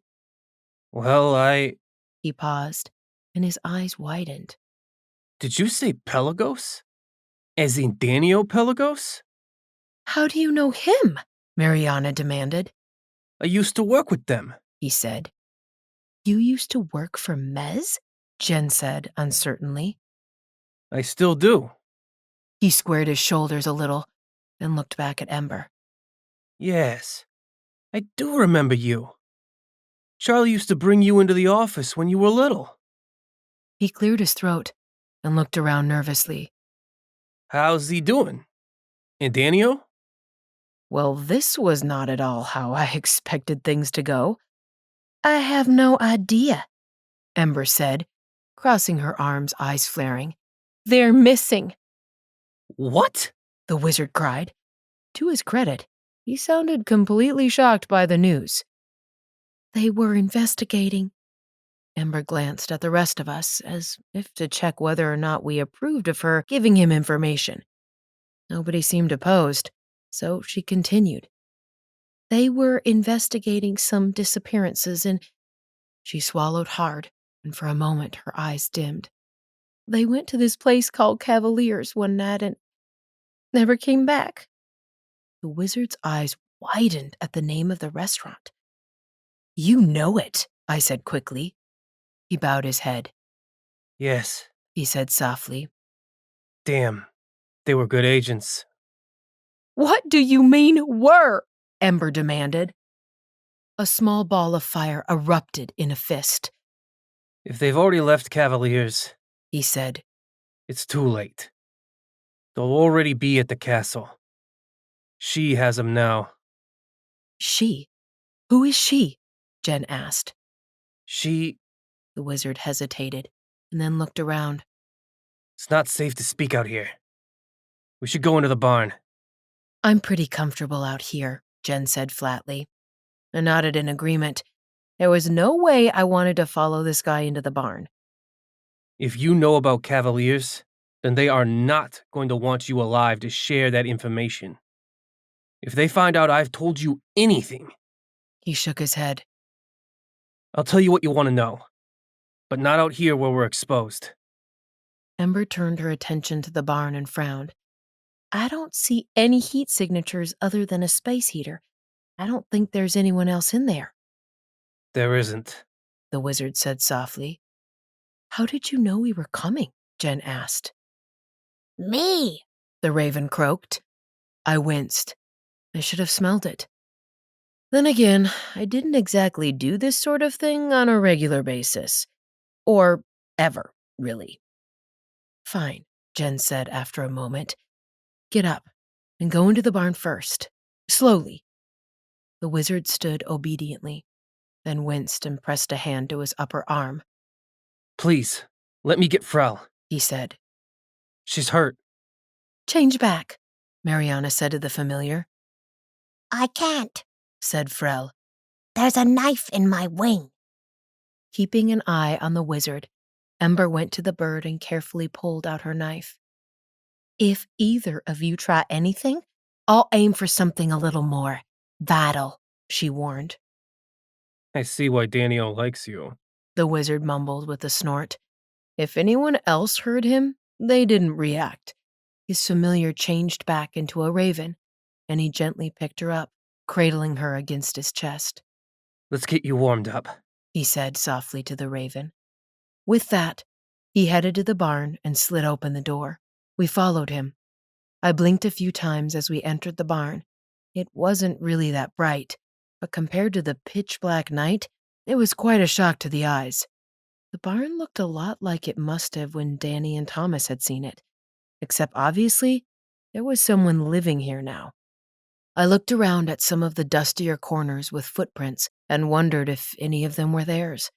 For some reason, the thought made me shiver. There were a couple of old, dusty couches, and the wizard sat down on one and helped his raven get comfortable on it next to him. Okay, Jen said, pointing her wand at him. First things first. If you really work for Mez, prove it, I have my badge. It's near the bed in the middle stall back there. the wizard said. Rack loped across the barn and vanished into the stall. A moment later, he was back, with a square of leather. As he handed it up to Jen, I could see the Mez logo embedded on it. I watched my cousin open it out of the corner of my eye, but then turned my full attention to her as she gasped. Her eyes widened in alarm and took a step back away from him, raising her wand higher. You, Jen stammered, you're Grayson Turner. Her wand shook a little as she aimed it. Everyone gasped as I clenched my fist defensively. Grayson Turner looked around at all of us nervously. I see you've heard of me. We've been looking for you, Jen admitted. You found me. And yet, Turner's brow furrowed. you didn't expect to find me here. He continued slowly, eyes darting between us. Why are you looking for me? Oh, I don't know, Ember drawled. maybe because I checked your file one day and an hour later someone tried to kill me. I what? Turner cried, looking at her in confusion. I don't understand. Of course, that was hardly a week after TS got off the phone with you and someone tried to kill him, T.S.? Turner said. He looked stunned. T.S. Connell? Ember nodded. I could tell that Turner was thinking hard and sensed his blood pressure rising. What do you mean someone tried? He trailed off and cursed under his breath. Damn him! Who? I said quickly. Turner drummed his fingers on one thigh and studied them instead of answering. Morgan Fletcher? Jen guessed. Turner's eyes flicked up to her briefly. Then he looked away again. Don't bother defending him, Jen said. He already confessed that you two tried to have TS killed after he spoke with you, No, said Turner. you have it wrong. Do I? T.S. called me, yes. Turner said slowly. To my surprise, he smiled a little. It had been a while since we worked together. It was nice to catch up. He sighed. Morgan must have overheard the conversation. He called me a few minutes later. He was suspicious. I told him it was just a friendly conversation, nothing more than that. I didn't think T.S. suspected anything. If Morgan tried anything after that, it was without my knowledge. I told him T.S. was no threat. He's all right, isn't he? Morgan wasn't successful. It seemed like he actually cared whether or not TS was okay. He survived that, Jen said, but he went to Cavaliers too. Turner bowed his head and shook it sadly. Along with Thomas Clark, Jen added. Maybe it was my dampier ears, or maybe I just knew her, but I could hear the tremor in her voice as she said his name. Turner looked truly pained by the additional information and let out a soft groan. Unbelievable. Then he let out a weak chuckle. But hardly a surprise, really. The four of them were always inseparable. I suppose it's fitting they're together in the end. He said grimly. What do you mean, the end? Ember snapped. Turner heaved a sigh. Nobody comes back from the castle. Not if you're brought there by Victor. I'm sorry. He looked up at Ember, and I swear I could see tears in the corners of his eyes. The news they were gone genuinely upset him. I'm truly sorry. Your father and your husband. Ember's anger turned to confusion, then indignation. That's not... Wait, my husband? The wizard frowned. You said your last name was Pelagos. I assumed that you and Daniel... Ew, no. He's my father? Turner looked even more confused. Daniel? Well, obviously not biologically. Ember rolled her eyes impatiently. I thought you said Char. Yes. Ember crossed her arms and arched an eyebrow at him. He's my dad. Gay people exist, you know. Oh. Turner's eyes slowly widened in understanding. Oh. I had no idea. I mean, Charlie was always... He cleared his throat awkwardly. But Daniel? Really? You got a problem with that, asshole? Ember demanded, flames flaring in her palms. No. When the flames died down, Turner chuckled and shook his head in bemusement. You're his kid, all right. His smile faded, and he sighed. Daniel's a good agent. I'm sorry he ended up at the castle. How do we save them? Ember asked. Turner shook his head. The only way to escape the castle is dead. Then we'll go in after them, Jen said. Impossible, said Turner. Tell us how to get in, Jen demanded. And don't you dare suggest we have to wait another 6 months for that meeting at Cavalier's. Even if that were the only way in, you couldn't go. You're human, Turner reminded her. Then I'll find someone to turn me. Everyone, even Rack, gasped at Jen's declaration and turned to stare at her. Turn you? You mean turn you into a vampire? Turner cried.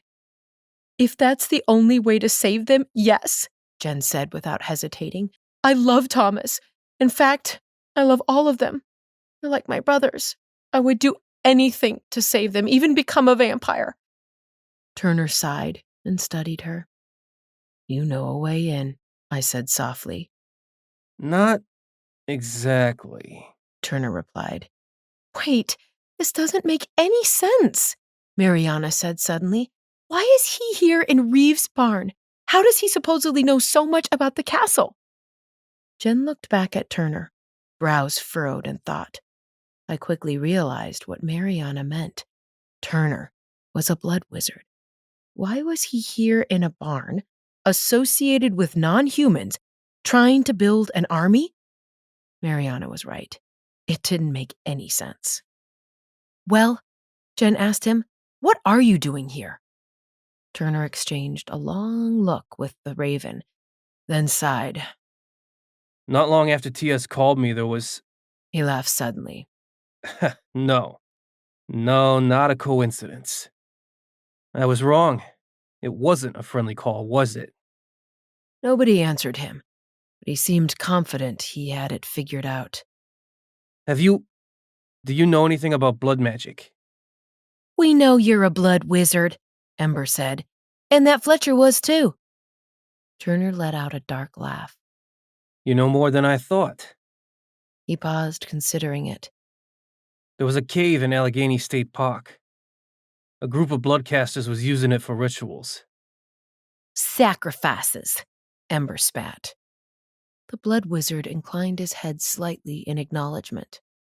It was destroyed by... Damn. He heaved a sigh and chuckled weakly. That's in Mass Buffalo territory, isn't it? It was them. Technically, it was Fletcher, Jen said.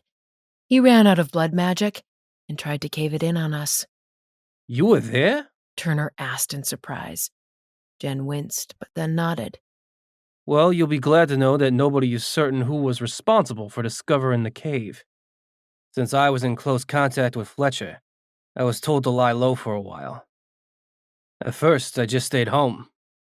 But after He trailed off. Mystic Key? Prompted Mariana. You know it? Turner asked. You really have been thorough in your investigation. I had no idea Mez was this close. She'll be furious. She? Jen asked. The blood wizard cleared his throat. Alaria, said Jen softly. Turner sucked in a sharp breath, then nodded once. So, you know about her, too. You were explaining why you're here? Ember reminded him. He pursed his lips grimly in response. After Mystic Key sank, it was suggested I go deeper into hiding, in case anyone was on my trail. This place is supposed to be secret. However did you find it? I don't think that's information you need, Jen said.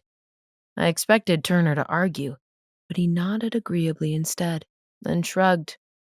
I'll be here until I'm told to go elsewhere. Why here? Mariana pressed. How do you know about the castle? Because it's hers, too. Turner said. Ember gasped, and I could swear I felt a blast of heat from her direction. Earlier, you said if they're at the castle, then she has them. You didn't mean... Alaria? We cried together in horror. Turner nodded. Do you mean Alaria is at the castle? Jen demanded, eyes wide with fear. Alaria runs the castle, Turner said. But the vampires, Mariana stammered. Victor! She's cunning, said Turner simply. I assure you, the castle and everyone in it are hers. Please, Jen whispered. Please help us. We all exchanged a terrified look. I thought things were bad before, but the others were trapped in a castle with Alaria, and they didn't even know it. As much as I wanted to help them, this suddenly seemed daunting. The Bloodcasters and Cavaliers were connected? How had we missed it? Then there was the fact Turner himself was one of them. Did he really want to help us? Can we trust him? I asked. He's a blood wizard. Please believe me when I say I truly want to help, Turner said. They were my coworkers and my friends. That's what Fletcher said, Jen said. Then he tried to kill us. Turner sighed. I'm different. I suddenly thought of his file, one of the dozens I had read 1,000 times. Your leave of absence was 4 months instead of 6. Why? Yeah, Ember said. That's right, and according to... It looks like you left Mystic Key after just 2 months. Turner looked down at the cushion next to him, and I suddenly realized I had forgotten about the raven. He still has his familiar, gasped Jen. Turner sighed. I take it you know what happens there. He reached down and set a hand on his raven. I thought I did, Jen said, pointedly looking toward the familiar. Turner sighed. I never wanted to be a blood wizard. Fletcher sort of dragged me into it. But once you start... He shook his head. It's very hard to use blood magic and then not want to use it again. When he told me about a chance to learn a new kind, to become even more powerful. Well, once I arrived on Mystic Key, I met Alaria. And before I knew what was happening... A pained look crossed his face, and he looked down at his familiar. I refused. And Alaria didn't kill you on the spot? Jen said skeptically. Oh, she wanted to, Turner said. but I had something she wanted. What? Turner blew out a long breath and looked down at his lap. I work for Mez. I offered to use my position there in any way she asked, in exchange for Frel's life. I'm not. Turner glanced at his familiar. The raven raised her head and cawed softly to him. He reached down, and Frel nibbled gently at his fingertips. I'm not proud of what I've done. But I would do anything for Frel. Even betray Mez if I have to. His fond smile turned grim. And I promised myself that I would do anything in my power to stop Alaria, if I can. What are you doing for her? Jen asked. Mainly what Fletcher did. He confessed. My office is in the region where Cavaliers is located. I try to take the lead on any investigations involving Cavaliers and cover them up if need be. Why don't you just tell Mez what's happening? Ember asked. If you've been helping Alaria for years. He shook his head. She would know it was me. Even if she didn't, she'd likely just kill all of her informants. Besides, I'm only alive as long as I'm useful. The moment she decides she doesn't need me, she'll kill me. I just hope that, somehow, she'll be defeated before that happens. So will you help us or not? Jen asked. Turner considered it for a long, tense moment. At last he sighed. I can't. But I might know someone who can. Turner said slowly. I need to call her. Why can she help but you can't? Ember asked. She was a blood witch, Said Turner. within Alaria's inner circle. I never became a disciple, but she knows more about what Alaria has done than anyone. I caught Jen's eye and could tell she was considering it. She arched a questioning brow at me, and I shrugged. I was inclined to trust Turner. She looked at Ember and Mariana, who both nodded, like they were all on the same page as us. Okay, Jen said slowly. Call her. Turner pulled out his phone, and we all watched nervously as he dialed. Grayson, a woman's voice said coldly. I think I have someone here who can help you. He said. I'm at the farm. I'll be there. He hung up. She'll be here soon. There was nothing to do but wait. A couple of times we tried to ask him more questions, but he assured us that the woman who was coming would answer. At last, I heard the sound of someone outside. I could also hear the wind and realize the weather was getting bad. I wasn't used to a snowy New York weather yet. She's here, I said. I wasn't the only one who took up a defensive stance. Out of the corner of my eye, I saw Ember draw a throwing knife. The door opened, and a hooded figure hurried in out of the snow. She slammed the door closed quickly as snow blew in behind her. She shook it off her, then turned to face us and lowered her hood, glaring across the barn at us. This had better not be a waste of my time, Grayson, she snapped. Jen gasped, and Mariana let out a little shriek. Jen raised her wand and backed up a step in horror. It's her! Alaria! Mariana cried. The woman seemed undeterred. She smirked at us and said with a chilling laugh, "Ha ha ha ha! I see you've had the unfortunate pleasure of meeting my dear sister." Chapter 5. Mariana. Your sister? Jen gasped. Alaria is your sister? The woman who looked exactly like Alaria nodded, sinister smile plastered firmly in place. Well, I thought, she looked just like Alaria. It was hard to say, since I had only seen Alaria with her stolen siren powers, but the resemblance was uncanny.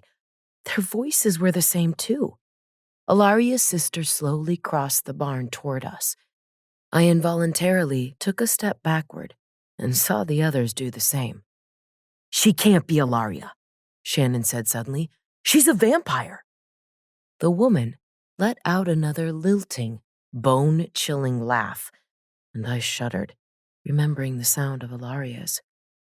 She's right, she purred, slowly extending her fangs as she advanced on us. Now, let's get down to business. You're here because you want to kill my sister. I'm here because I want her dead. You do? Ember blurted. The vampire laughed again. I do. Why? Jen asked suspiciously. I am asking the questions. It is enough, for now, to say I want nothing more than her death. I cannot kill her myself. Even if I could, she would never let me get close enough, which means I need someone else to do it for me.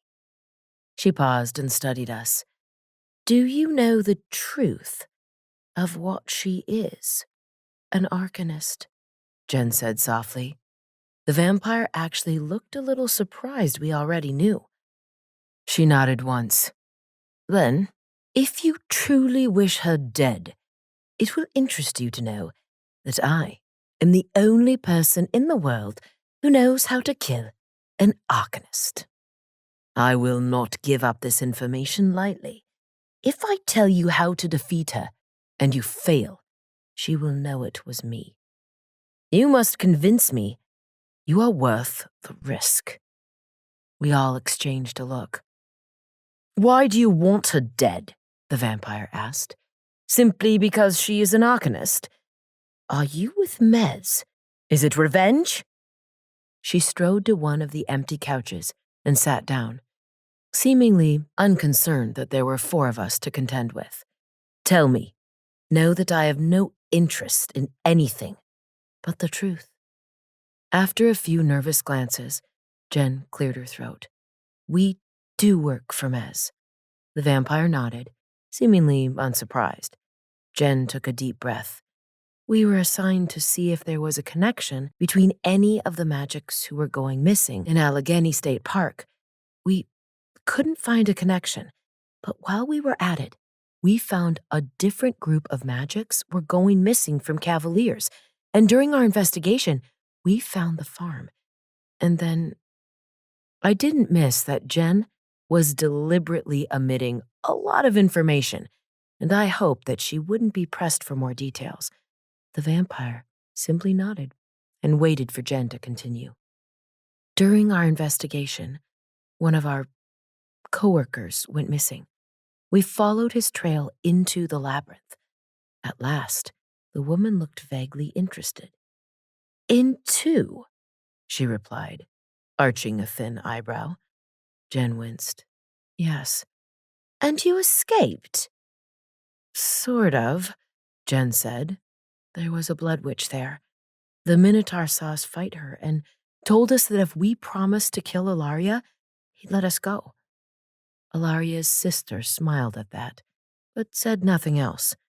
Jen waited a beat and then went on. And he led us out onto this island.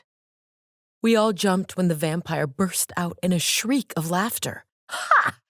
It was you, she said, looking positively delighted. Wasn't it? You're the witch who came uninvited to Mystic Key. Yeah, Jen said, obviously not sure if she should actually admit it. Alaria's sister laughed again. Oh, Alaria is furious. She destroyed her entire island because of you. Her laugh died as quickly as it had started, and she scowled, casting a threatening look at Jen. I tightened my grip on my knife, knowing I had absolutely no chance against a vampire. Decades of planning, she said darkly, gone in an instant, because my sister does not know the meaning of the word patience. She took a deep breath, as if grounding herself, and then smiled again. She thinks you're dead, but here you are. Here we are, Jen said weakly. The vampire gestured for her to continue. We tried to find Alaria after we got back, but we couldn't.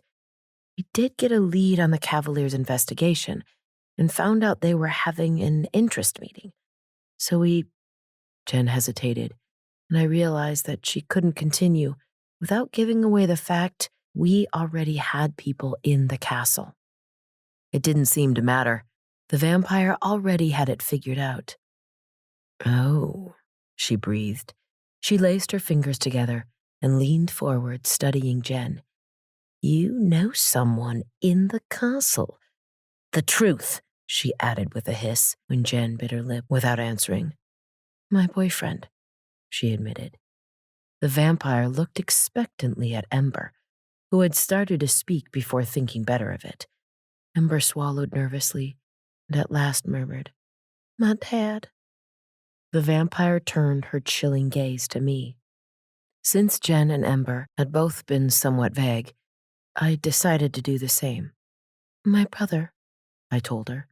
With any luck, she would assume I was talking about a mermaid, which helped protect Dani. The vampire smiled. My was a busy man.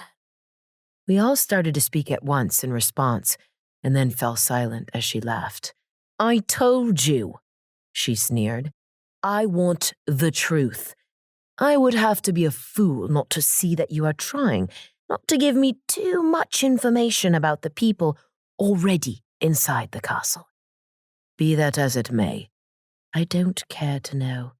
Unless you have 100 allies inside, they don't stand a chance against my sister. 100? Ember blurted incredulously. It took 100 magics to kill the first Arcanist, I said softly. Wrong, the former Blood Witch snapped, looking at me sharply. They say that it took 100 magics to kill him. Yes, but that number refers to the ones who survived. They never counted how many died trying. So, you're saying it's impossible to kill her? Jen asked. No, not impossible. It can be done without an army, provided you know how. You have already escaped her once. That means you're either clever or lucky. Tell me, seeing as your little boyfriend and other assorted loved ones are trapped there, and the only way you will escape with him alive is to kill my sister. Will you do it? Jen swallowed hard. Yes. So how do we kill her? Asked Ember. You cannot.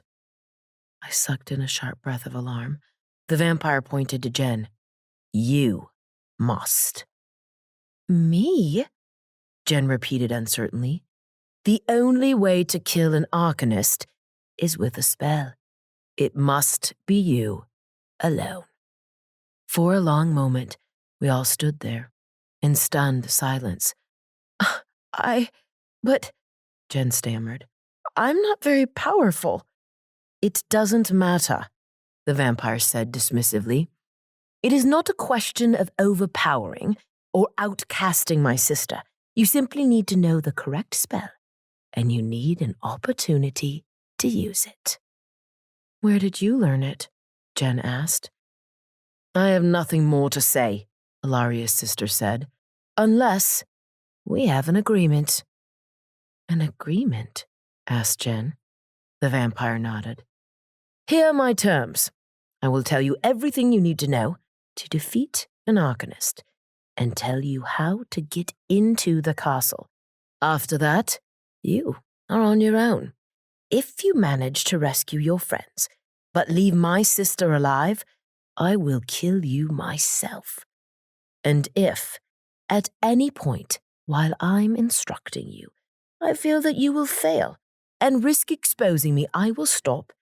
And, depending on the circumstances, she smiled and her fangs extended.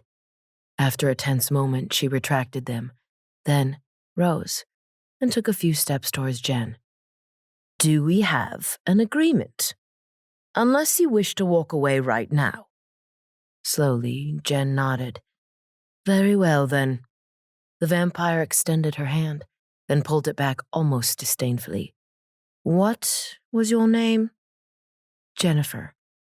Jen started to raise her hand and then paused. I didn't catch her name either. My name is Serana. The vampire snapped out her hand and caught Jen's in a handshake. We have an agreement, Jennifer. Serana released Jen's hand, then turned and swept away. She sat back down on one of the couches, wordlessly watching us. So, how do you know how to kill Alaria? Ember asked. And what's to stop her from realizing I'm casting the spell and blocking it? Jen asked. Because she doesn't know it, Sarana said simply. She doesn't know the one spell that could kill her? I asked, skeptically. Sarana shot me a glare, and I had a feeling she didn't care what anyone except Jen had to say. Nevertheless, I squared my shoulders and tried to give her a look that said I wanted an answer. How is it you know how to kill an Arcanist, but Alaria doesn't? I'm also still not entirely sure why we should trust you, said Jen. I did say I would tell you everything, Sarana said. She waved a hand toward the other couch. We might as well start now. The sooner I can get this over with, the sooner you can go take care of my sister. Nobody moved. We waited a moment to see if anyone would actually sit on the couch, and when nobody did, she continued unconcerned.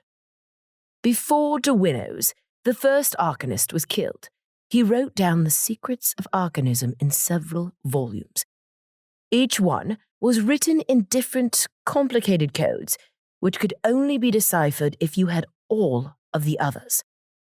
He distributed them among his descendants and his most trusted disciples, so that, in the event of his death, he could pass on the secrets, but only to those determined and those worthy enough to collect every book. As you know, he was indeed killed before he could pass on his secrets. It has taken centuries upon centuries to gather and decipher what he left behind. But without his influence and vision, descendants of the people he entrusted the books to vied to possess them alone, rather than bring them all together as a group. If they had, I suspect an Arcanist would have risen long before now. Instead, they fought. The winners walked away with a new addition to the library, while the losers, she smiled, and her fangs seemed to glint in the dim light, didn't walk away at all. My own parents were killed in such a fight, but it was worth it in the end, because when my sister and I emerged from the dust, we had at last collected every single book. Alaria and I are the last living descendants of Dwinnows, she announced. I shifted my weight nervously and exchanged a glance with the others. Sarana seemed amused by our reactions. Now Alaria is cunning, she said after a moment, but lacks patience. When you combine it with her fury-like temper and unquenchable thirst for revenge, well, it presents a great weakness indeed. You would do well to remember that. Sarana paused again and looked hard at Jen. If you make her angry, her wrath is swift and violent. She will make sure you suffer. But it also makes her irrational and prone to mistakes. Anger her, and you may die a painful death. Or you may find a way through her defenses. Jen swallowed nervously, and I shifted my weight uncomfortably. I regretted remaining standing, but didn't want to seem weak by sitting now. As you were already on Mystic Key, Sarana continued, you've seen it firsthand. She was so enraged, so insulted, that a witch dared to set foot on her island without permission, that she sank the whole damn thing. She looked for you, yes, but as soon as her patience ran out, she decided that destroying everything she had worked for just to kill you was more important than slowing down and trying to find you properly. I suppose you have already made her angry and escaped with your life. She chuckled darkly, as if the idea amused her. In light of my sister's personality, I elected to decode our ancestors' work myself. I knew that if Alaria lost her patience with the difficult puzzle that Diwinos had left behind, she would likely destroy it out of rage, and the secret to Arcanism would be lost forever. She doesn't care to dedicate her time to such things. So, she was perfectly happy to allow me to do her dirty work. That means I, alone, have read everything Diwinos wrote about Arcanism. It was within those books I learned that he also discovered how to kill an Arcanist. Information I have never shared with my sister. That is why I know how to do it, and why she will not realize what you are doing until it is too late. You still haven't told us why you're willing to help us kill your own sister, Jen said, after it became clear Serana wasn't going to say anything else. Serana studied Jen for a moment. Silently, the only sounds were a few of us nervously shuffling in place. At last, she heaved a sigh. Diwinos had a plan, Serana said. I frowned. This didn't seem like an answer to Jen's question. He did not see himself as the only Arcanist. No, he knew he would be a target and was aware that even an Arcanist can be outnumbered and overpowered with enough bodies thrown at them. He also recognized how impossible it would be to truly control the entire world alone. So, he envisioned a dynasty. His descendants, his family, his disciples, all of them Arcanists. If it took more than 100 magics to kill a single Arcanist, just imagine if there had been 2 or 3 that day. His only mistake was that he became an Arcanist alone to test his theories and did not immediately share his power. He could very well be alive today if he had. Nevertheless, that was his vision, a vision shared by most of his descendants.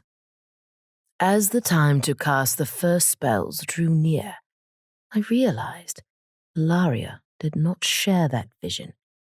She spoke of a world in which our disciples were merely powerful bloodcasters, as we, the only remaining descendants, were the only ones she felt deserved the power of Arcanism.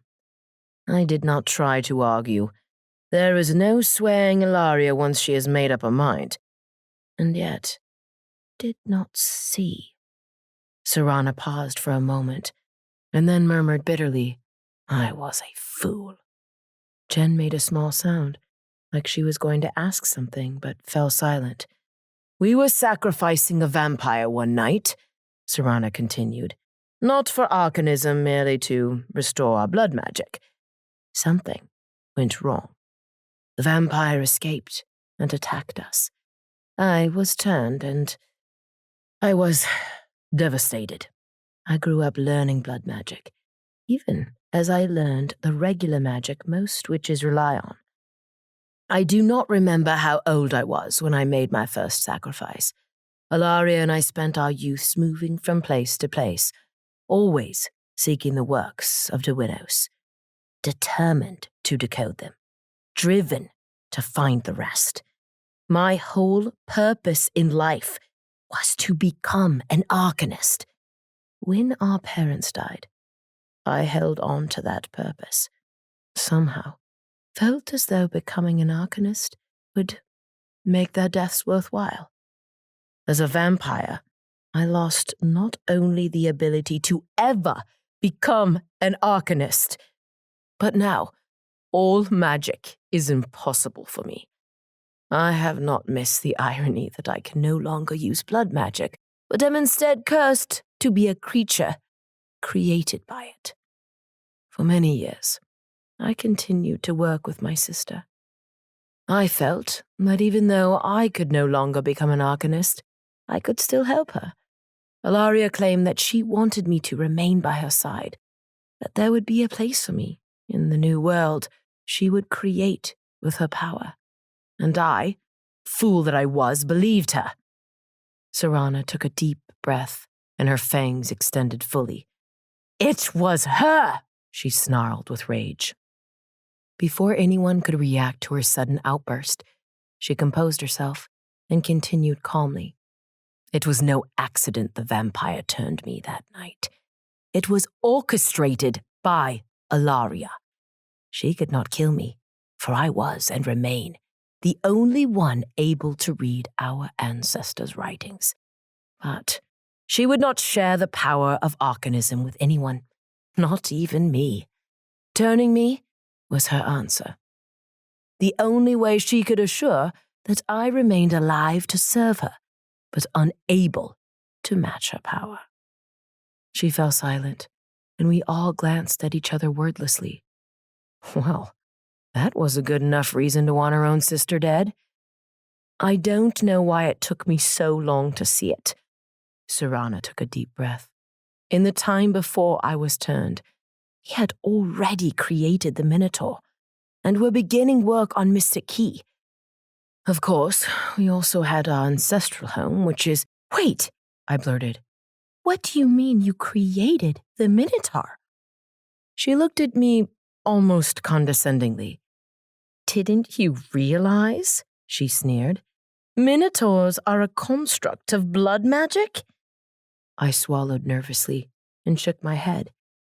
Here, I had been acting like some sort of Minotaur expert as I helped guide everyone through the labyrinth, and I hadn't even known, or suspected, they were made with blood magic. It was a miracle I had helped get us out at all. Ember shot me a grin, likely knowing how I was feeling. "Okay, well, a labyrinth has 7 doorways," I said, trying to redeem myself somewhat. "Where are they? If you created the Minotaur, you must know." Serana seemed slightly irritated by the question. "We know 2 were on Mystic Key," Jen added, "and another in Allegheny State Park." 2, Serana corrected haughtily, "as well as 2 in our ancestral home." "Why 2 in each place?" Jen asked. "Because each location required a doorway that our disciples could use to travel, and a second doorway, known only to a few, next to the altars." "Why next to the altars?" I asked, thinking of the one we used to escape Mystic Key. Serana let out one of her eerie laughs. "Because that's how we sacrifice the familiars." She shot a look over to the raven on the couch. Turner angled his body slightly, as if ready to put himself between the vampire and his familiar. Serana smiled sweetly at him and returned her attention to us. The witch, or wizard, sacrificing their familiar, are told a fake spell to use. They believe it is a special blood magic spell that will prevent them from dying when their familiar does. In reality, it knocks them unconscious for a few moments. We quickly pull the familiar into the labyrinth and kill them while the bond is weakened. Then we return them to the altar, and the witch or wizard believes they are responsible.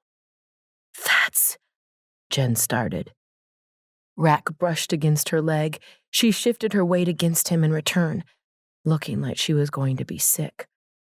"But they all think they killed their own familiars?" Ember blurted. "They were willing to do so," Serana said flatly.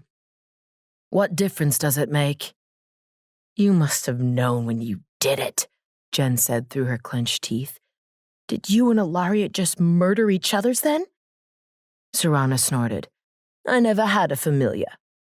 We all exchanged a look of surprise. "Never?" Jen asked. Serana shrugged. "Our family has always viewed familiars as a weakness.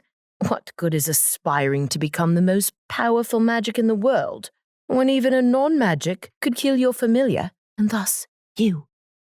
She shook her head disdainfully. If you had a familiar, Turner said softly. you'd understand. "Perhaps," Serana said dismissively. "Then again, the numbers of bloodcasters willing to sacrifice theirs says otherwise." "Is that why you make them murder their familiars?" Jen asked. Because you think they're weak? Serana's mouth twisted into a dark smile. Because I have seen more than one bloodcaster decide they are in too deep and try to change their minds. We can't have anyone wandering around knowing that arcanism exists. If they sacrifice their familiars for this power, it deters them from trying to quit or betray us. You wouldn't want your familiar's death to be in vain, now would you? Jen wrinkled her nose, but said nothing. You made me lose my train of thought, Serana said in annoyance. She sat in silence for a moment, and Ember offered timidly. You were telling us where all of the labyrinth doorways are. You said some of them are near altars, but you haven't told us where the seventh one is yet. Serana started to reply, but Jen gasped and clapped a hand over her mouth. What? Serana snapped. You said there were 2 doorways in the park, Jen cried, eyes wide. We found a cavern with an altar there. Is that where the other door was? Yes, Serana said, clearly waiting for Jen to go on. Is that bad? Ember asked. The cavern was destroyed. By Fletcher, Jen said, and when he brought it down, he was standing near the altar. Could he have escaped? We all turned to Serana for an answer. I could feel my heart pounding. Serana shrugged one shoulder. I don't keep up with the names of all my sister's disciples. Turner cleared his throat, and I quickly turned my gaze to him. If Morgan survived, I haven't heard about it. Although I didn't know about the doorways by the altars. You never finished your time at Mystic Key, Serana said. Did Fletcher? Shannon demanded. Yes, said Turner. He boasted that Alaria liked him. That she put him in charge of overseeing the cavern in the park. Then he likely would have known about the doorway, Serana said. With bloodcasters, it is always safer to assume they are alive, unless you have seen the body for yourself. I looked at the others and saw my own horror mirrored in their faces. What if Fletcher had survived? Serana seemed to notice our alarm and said dismissively, One blood wizard is inconsequential when we're talking about dealing with my sister. Having seen bloodcasters in action, they didn't seem very inconsequential to me, but I nodded agreeably. Now, Serana snapped, no more interruptions. By the time I was turned, we were already using Mystic Key in the park quite effectively to collect sacrifices. Our sources inside Mez made sure nobody got too suspicious, and if anyone did, we slowed down our operation in one location and focused on the other. Hikers get lost all the time. As for the island, we had it set up so visitors paid after leaving. It was simple to identify the loners and take them without leaving evidence behind. She took a deep breath. After I was turned, I naively believed my sister still wanted me for more than just my knowledge of the code Duinos left. As a vampire, I could not set foot on much of Mystic Key, so I returned here. Eventually, I heard about Reeve and Victor's little club. Serana rolled her eyes as she spoke. I thought nothing of it, until I realized how it could be turned to our advantage. Several of the members were very keen to steer clear of Mez. It made them the perfect candidates for sacrifices.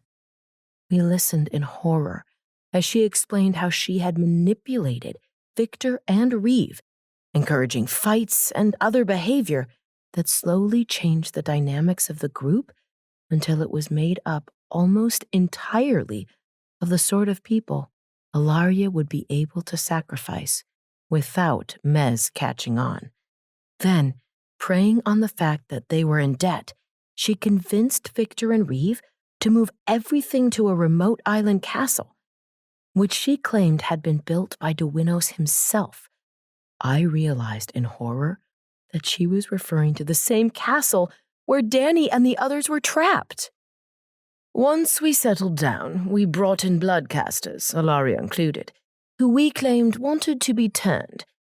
I convinced Victor and Reeve to allow them to remain under the conditions they prove their loyalty by serving us and giving up their wands. Alaria and I then had the perfect spies in place, proving their loyalty to us and making sure things stayed under control. Except they still have their wands, Ember said. Of course. I thought of Dani's message and swallowed hard. I could feel myself trembling. Dani and the others knew the witches and wizards still had wands and sounded like they were being careful, but they had no idea what danger they were in. From what I hear, it's all still going smoothly. They continue to hold their weekly fights, Serana added. Fights? Jen asked. Yes, fights, Serana smiled, exposing the tips of her fangs. To the death on occasion. I wasn't the only one who cried out, "What?" Over the last few months, T.S. had said he had got the vague feeling Thomas was fighting, but I never imagined. I wondered if a fight was the reason T.S. had felt a stronger emotion a few weeks ago. Why? Ember cried. What's the point of keeping them there for Alaria to kill if they're killing each other? Why do they even fight? They're forced to fight, Serana said. I talked Victor into arranging them. He believes the fights are designed to determine the strongest among them so they can serve as the leaders of his ridiculous army. The fool has no idea what the fights are really for. Instead, he's doing Alaria's work for her. What are the fights really for, then? Asked Jen nervously. To determine the strongest, Serana said, her lips spread into a sinister grin, so that my sister can experiment and see if sacrificing the strongest makes a difference in the power granted to an Arcanist. Then, assuming they don't get killed fighting, Jen said in growing horror, the ones who survive will all get sacrificed when it's done? Precisely. When? Ember began. How long do we have before? My sister has not yet entered that phase of the plan. I believe the loss of Mr. Key slowed her down. Although, you probably don't want to take too long. Serana let out a dark laugh. However, it is quite optimistic of you to assume that your friends will survive long enough to be considered worthy of being sacrifices. How do we get into the castle then? Jen asked. If everyone there is going to be murdered sooner or later, we need to get in now. Oh, you're getting ahead of yourself, Serana said. Wait, Ember cried. You said there were labyrinth doorways connected to your family's ancestral home. That's the castle, isn't it? Can't we just go into the labyrinth and— No, Serana said sharply. Ember's eyes darkened, and she bit her tongue, unwilling to further anger the only woman who could help us. You are correct, Serana said. The labyrinth is how the bloodcasters travel to and from the castle. Victor and some of his closest assistants believe it is a tunnel. The Minotaur created a special passage within the labyrinth for us. The trip takes several hours. Victor and his people have no idea what it truly is when they are inside. That's why we couldn't find the bus, Shannon gasped. You only told us about 6 doorways. The 7th is in that campground, isn't it? The bus takes them from Cavaliers and into the labyrinth. Serana laughed gleefully. Oh, you made it all the way to the campground. Maybe you do have a chance of success. Nevertheless, the only way you will be able to enter the castle through the labyrinth is if you are permitted to be there. The Minotaur might let us through. He did once before, Jen pointed out. And then what? Asked Serana. The bloodcasters there all know one another. You would be discovered long before you get the chance to stop my sister. With any luck, she would kill you outright, not find out anything about me." Jen wrinkled her nose but said nothing. "No," Serana continued. "There is another way in. Now, are you going to keep interrupting, or do you want to hear this?" "We want to hear it," Jen said meekly. Serana nodded in satisfaction. With the destruction of Mystic Key, Alaria has turned all of her attention to the castle. A couple of years after we established it, I, at last, became suspicious. It took some doing, but I confirmed that Alaria was indeed the reason I was turned. She paused, and a dark cloud seemed to settle over her face before her expression twisted into a sinister grin. "Ever since, I have been working against her. It took a few months of manipulation and cunning, and even some potions, but I convinced Victor that he was in love with me, even while making him think I was in love with Reeve. Alaria had already positioned herself as Reeve's personal witch, and Reeve believes they are very much in love. Naturally, this presented a problem for Victor." Adara! Ember cried in horror. Serana fixed her with a sharp look. "How do you know the name my sister is using?" Ember turned bright red and clamped her hands over her mouth. Serana studied her for a moment, then shrugged dismissively. "I suppose it doesn't matter. Regardless, my sister was working with Victor to make sure they had Reeve where they wanted him. Reeve was more," she wrinkled her nose, "peaceful. He never liked the fights to begin with, and once we got to the castle, he had no desire to expand operations. He thought it was perfect and wanted nothing more than to stay there and let it become a safe haven for vampires and other non-humans." I could hear the scorn in her voice. Alaria was forced to start using memory potions just to keep him from interfering. He doesn't realize it, but he has no power there now. "Why keep him around then?" Jen asked. "That doesn't sound like Alaria." I nodded in agreement. I had seen Alaria attack one of her own bloodcasters just for daring to question her. Because, at the moment, Reeve is the only one who has the knowledge of how to alter the Mez database. They need him whether they like it or not. I think, on some level, Reeve realizes that, because he has refused to teach anyone. Not that it matters. The equipment they sold for Mez is keyed to him, so he has to be there alive to use it. "Does Victor know?" Shannon asked. "About Alaria?" "No," Serana said. "He believes she is what she claims to be, a simple witch who wants nothing more than to become a vampire and is madly in love with Reeve. He truly believes her interest in his success is to secure her own future as a vampire, which," she narrowed her eyes at us, "brings us back to what I have been trying to say. When Victor believed I was in love with Reeve, he took advantage of his relationship with my sister to confront her, expecting she would help take me out of the picture so she could have Reeve to herself. It was," Serana laughed, "exactly what I wanted." I glanced at the others to see they were as puzzled as I was. From the moment Alaria had me turned, she wanted me as far from her as possible to ensure I wouldn't suspect anything, yet still needed me close at hand with my understanding of the coded box. Unfortunately, with her feigned sympathy and my initial eagerness to continue helping, she didn't know how to get rid of me without being suspicious. Once I learned of her treachery, I knew that if I suggested leaving myself without some sort of motivation, she would realize that I had figured it out. Victor's orchestrated affections for me were the perfect opportunity.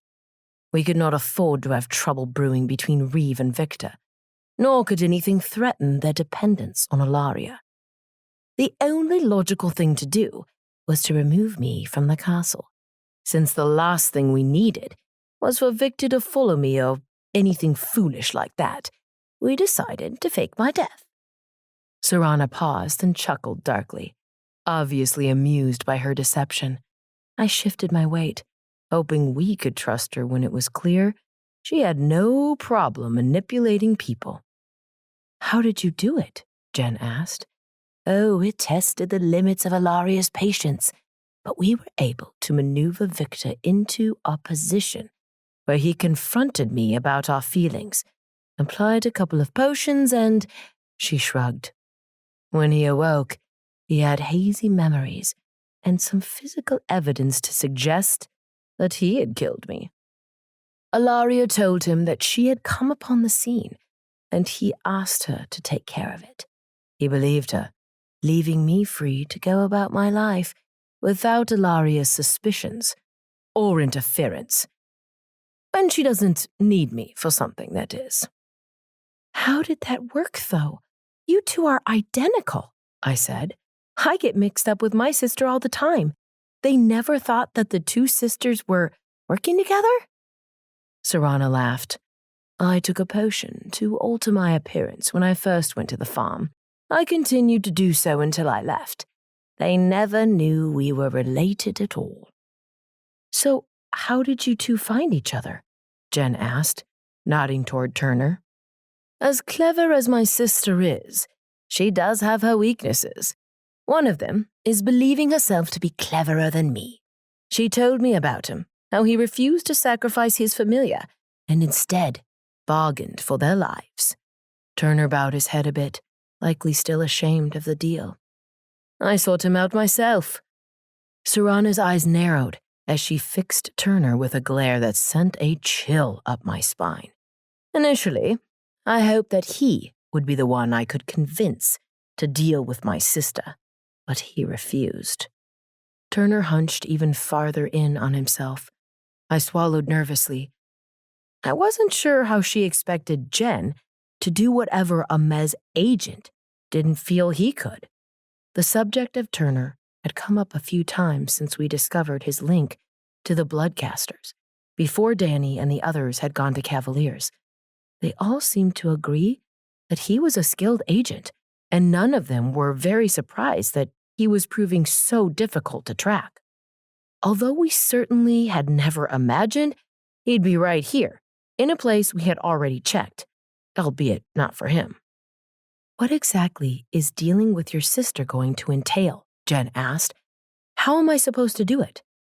That is what we have to discuss next, said Serana.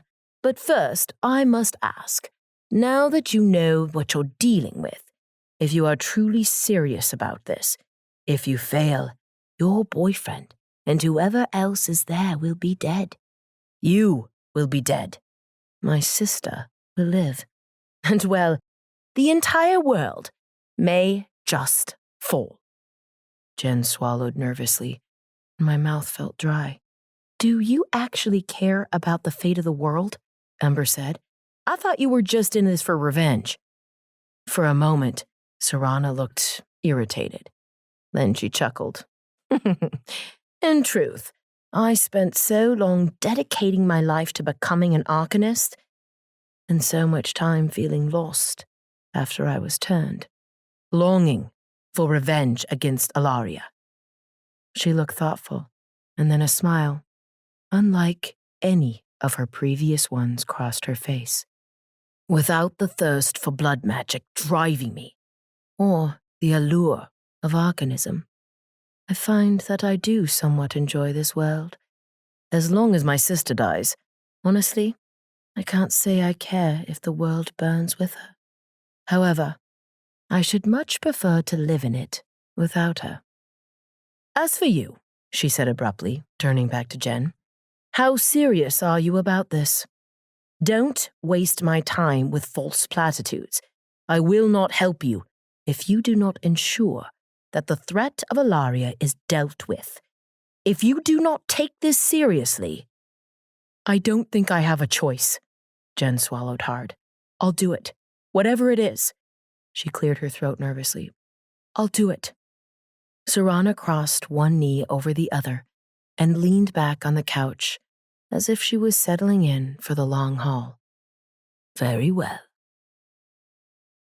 Chapter 6. Jen. For a moment, Serana just sat there quietly. I watched her, hoping she couldn't tell how hard my heart was pounding. The twisting knot of anxiety that had been in my stomach for the last 6 months seemed even tighter.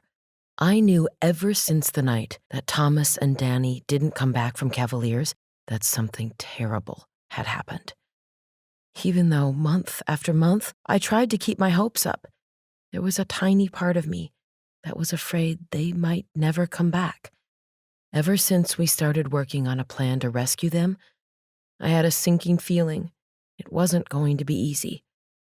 But I never imagined that Alaria herself was going to be involved. Finding her had seemed quite a bit less important than finding Thomas and the others.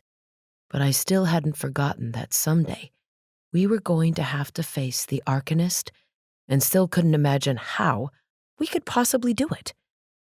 I always kind of hoped that maybe we would have been able to weed out the traitors within Mez by the time we found her. That we could put together an actual army.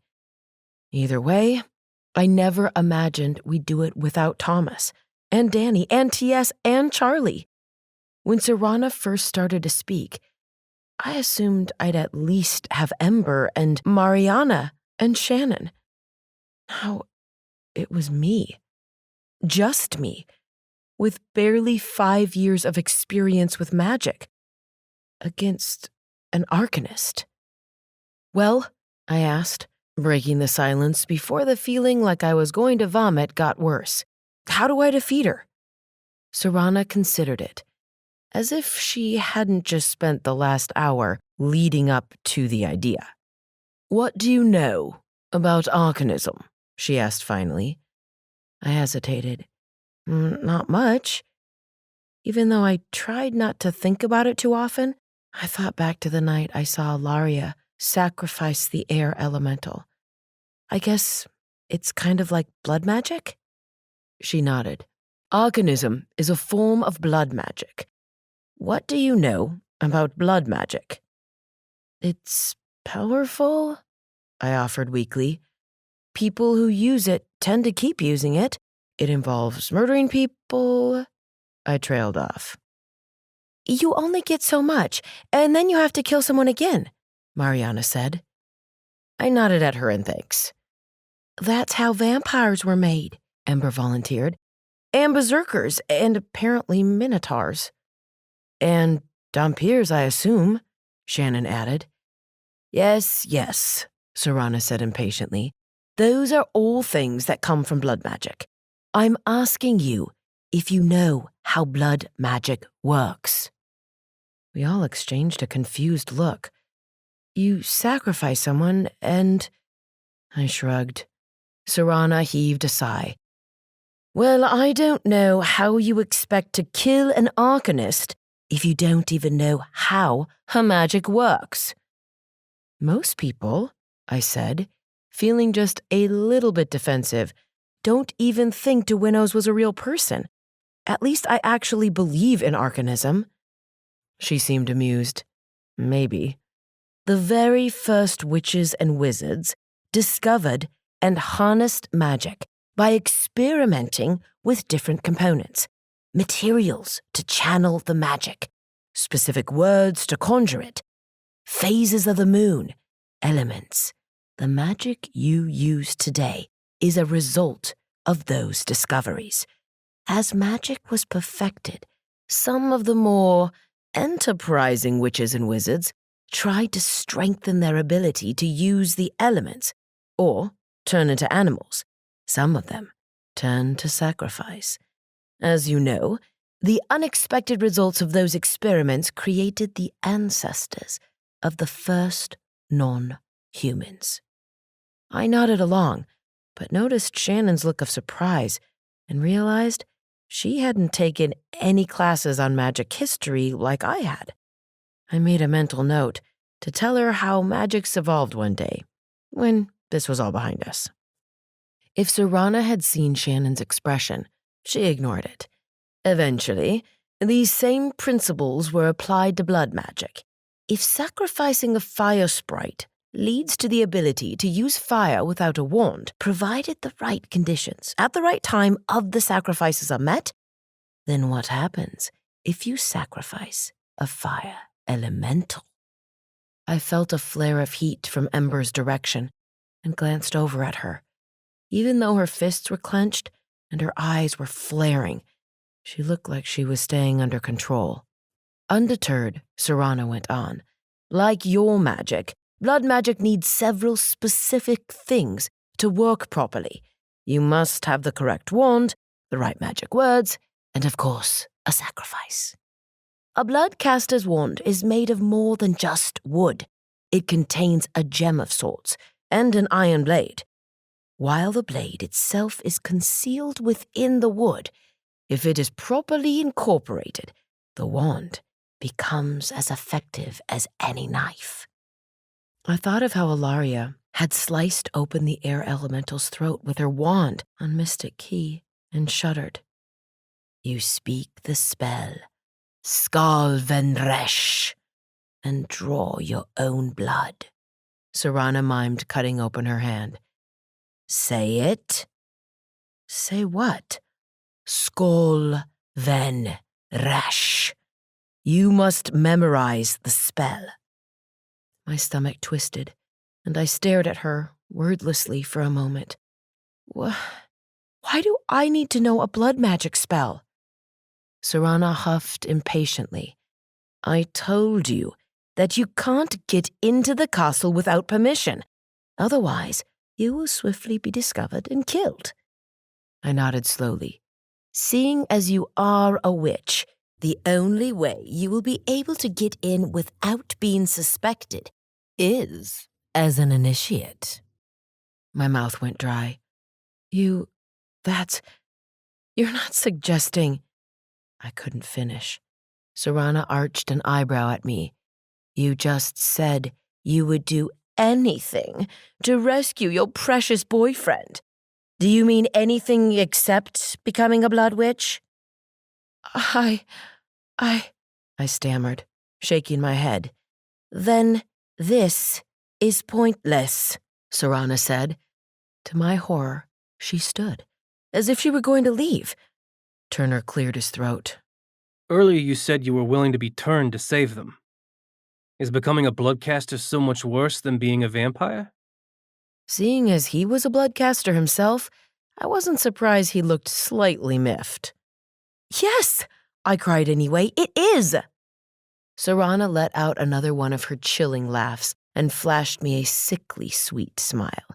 You would rather give up all of your magic and your humanity itself forever than sacrifice someone for even more magic?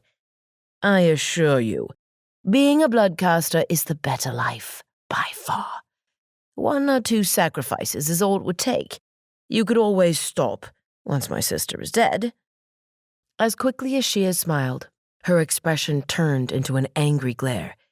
You have actually taken a life before. Yes? Don't tell me I was just wasting my time preparing to coach you on how to kill my sister when you don't even have the stomach for it. I have killed someone before, I protested, feeling slightly sick for admitting it. But you are unwilling to do so again in order to stop Alaria? Serana demanded. Even if I found you, say, a bloodcaster to sacrifice, a criminal, perhaps, maybe a vampire with blood on their hands? It's different, I said weakly. I had killed someone, yes, once, and in fact, it had been a vampire with blood on his hands, literally. He had me cornered and was either going to kill me or turn me and set me loose on hundreds of unsuspecting non-magics. Then he would have killed Thomas T.S., Mariana, Charlie, and Dani. Staking him had been the only option. But Serana expected me to just find someone and kill them in cold blood? Even if it was a bloodcaster or a criminal, she still expected me to what? Chain them up on one of those horrible altars and... My stomach twisted, and I tasted bile. It's different, Serana mocked. Let us hope, then, that your friends are among the ones my sister chooses to kill quickly. Without another word, she turned and began to stride away toward the barn doors. My jaw dropped, and I stared at her back. She was actually leaving. My only chance to save Thomas and the others was walking away, and I was just letting her go. No, there had to be another option. As Serana neared the doors, I frantically tried to think of any other way into the castle. But if she was telling the truth, and only one specific spell could defeat an Arcanist, then what good was making it into the castle at all? Even if I was somehow able to get in through the labyrinth and save the others, Alaria and her disciples would still be out there. If she discovered that people had escaped the castle, she'd probably become even more dangerous. I doubted Serana would reveal the spell to just anyone. Certainly not to Mez. If I let her walk out those doors, I knew she was going to vanish without a trace and be as impossible to find as Alaria. Without that spell, even if we were able to convince Mez to mobilize and attack the castle, we'd have to get hundreds of agents through the labyrinth, alive, and then they'd have to deal with who knew how many bloodcasters, not to mention Victor and his army, and then Alaria. People would die. Hundreds of people would die. Probably Thomas and the others among them, if I didn't do this. Wait, my voice came out as a weak gasp. Wait, I cried louder. Jenny, Shannon whispered, looking at me with wide, terrified eyes. Serana paused by the doors. As I glanced over at Ember and Mariana, they were both staring at me. Ember's eyes were as dim as coals, and Mariana looked like she had tears in hers. They had come to the same conclusion as I had. What would I have to do? I managed to choke out. You'd be willing to use blood magic? Serana asked. I wanted to ask how much blood magic, but I supposed any amount was too much. What would I have to do? I repeated instead, unable to bring myself to actually agree to using the horrible magic. Serana slowly walked back toward me, studying me with an unreadable, almost sinister expression. If you are to kill my sister and save your friends, you must be able to move freely about the castle, she said, almost condescendingly. The only way for you to do that is to pretend to be an initiate and be taken there. And you would not make a terribly convincing initiate if they ask you to recite the spell and you're unable to. I started to nod, then frowned. She made it sound like, was it too good to be true?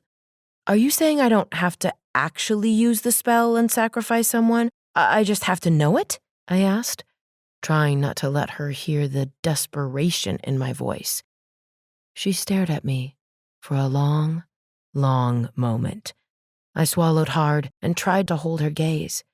Just when I felt like she couldn't possibly stay quiet any longer, she took a deep breath. No, you do not have to actually sacrifice anyone. A sob of relief escaped me, and my knees felt weak. Then why did you say, you let me think, I stammered. When the time comes to kill my sister, Serana said, you must strike without hesitation or mercy. She will show you neither.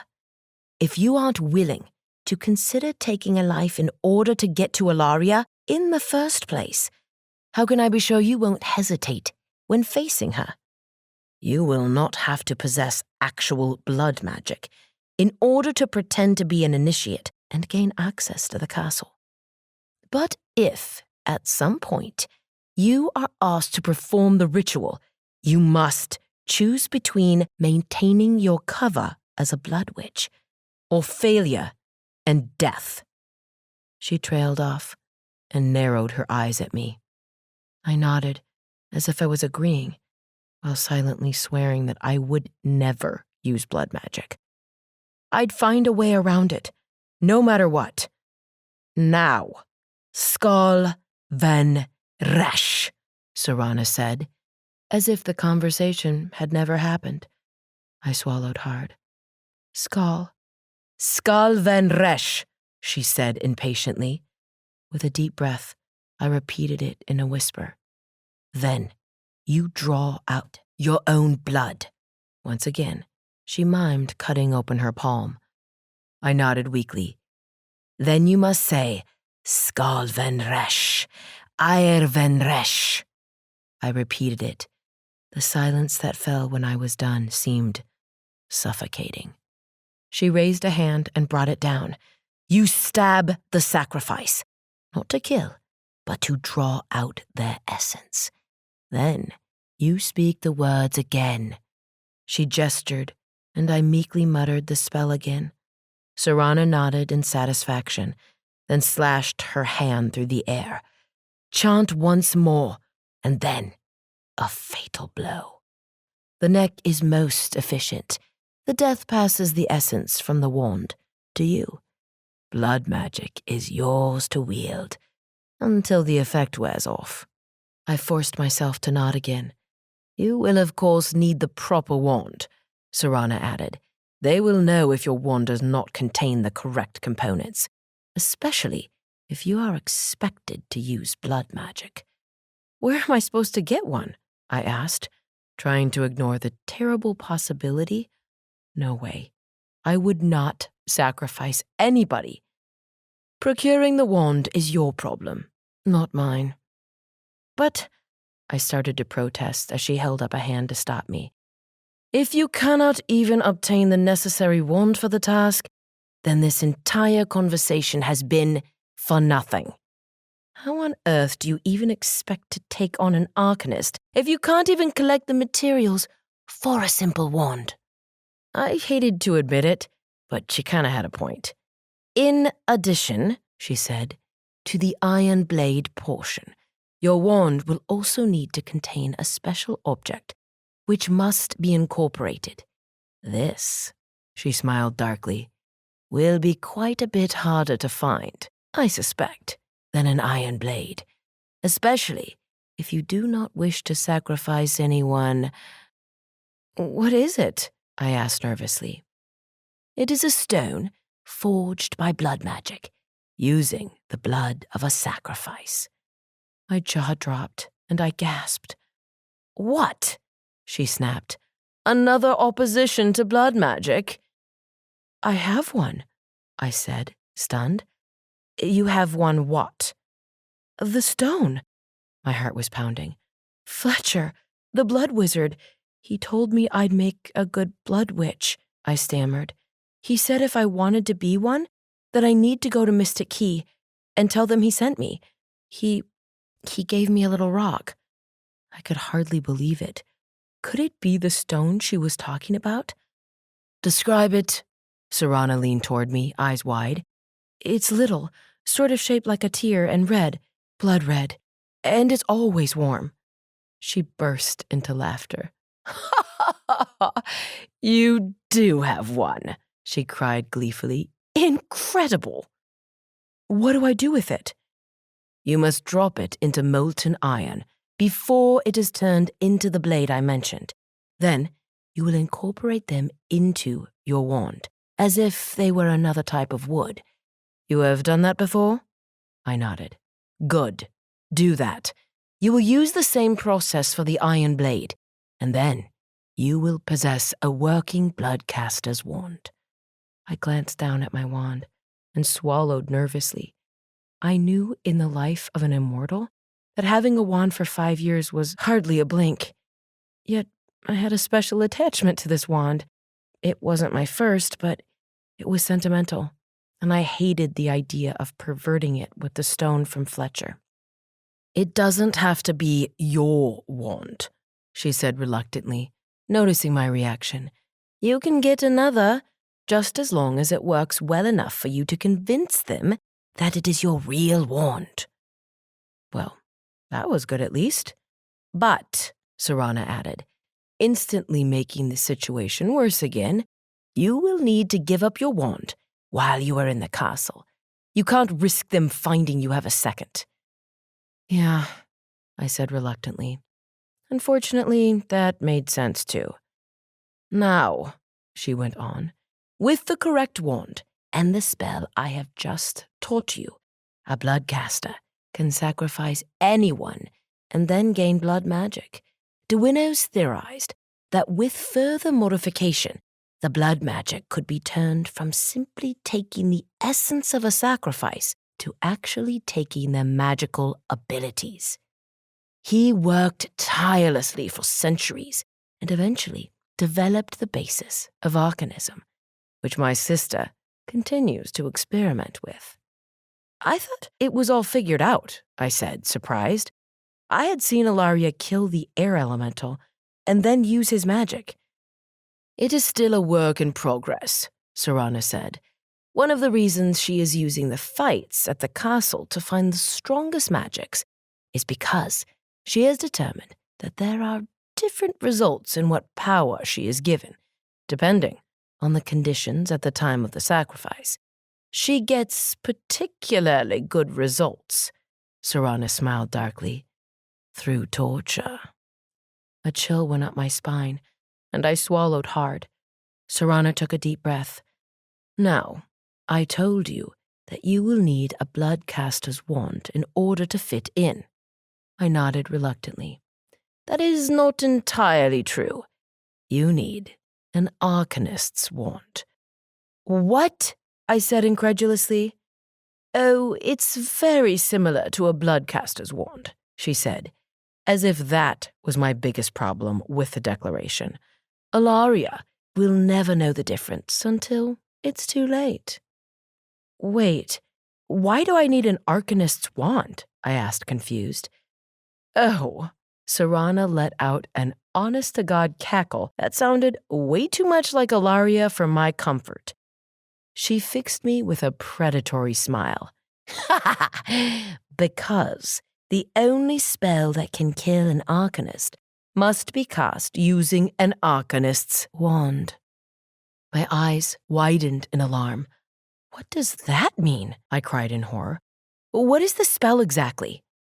An Arcanist's wand, she said, as if I hadn't spoken at all, is very similar to a regular bloodcaster one, with a couple of key differences. Like the other wand, you must obtain an iron blade. However, this blade must contain iron and silver. The two metals must be turned into liquid and mixed. While they are molten, you will add the stone you are so fortuitous to have already obtained. Then, you must add the blood of no less than 3 non-human magics.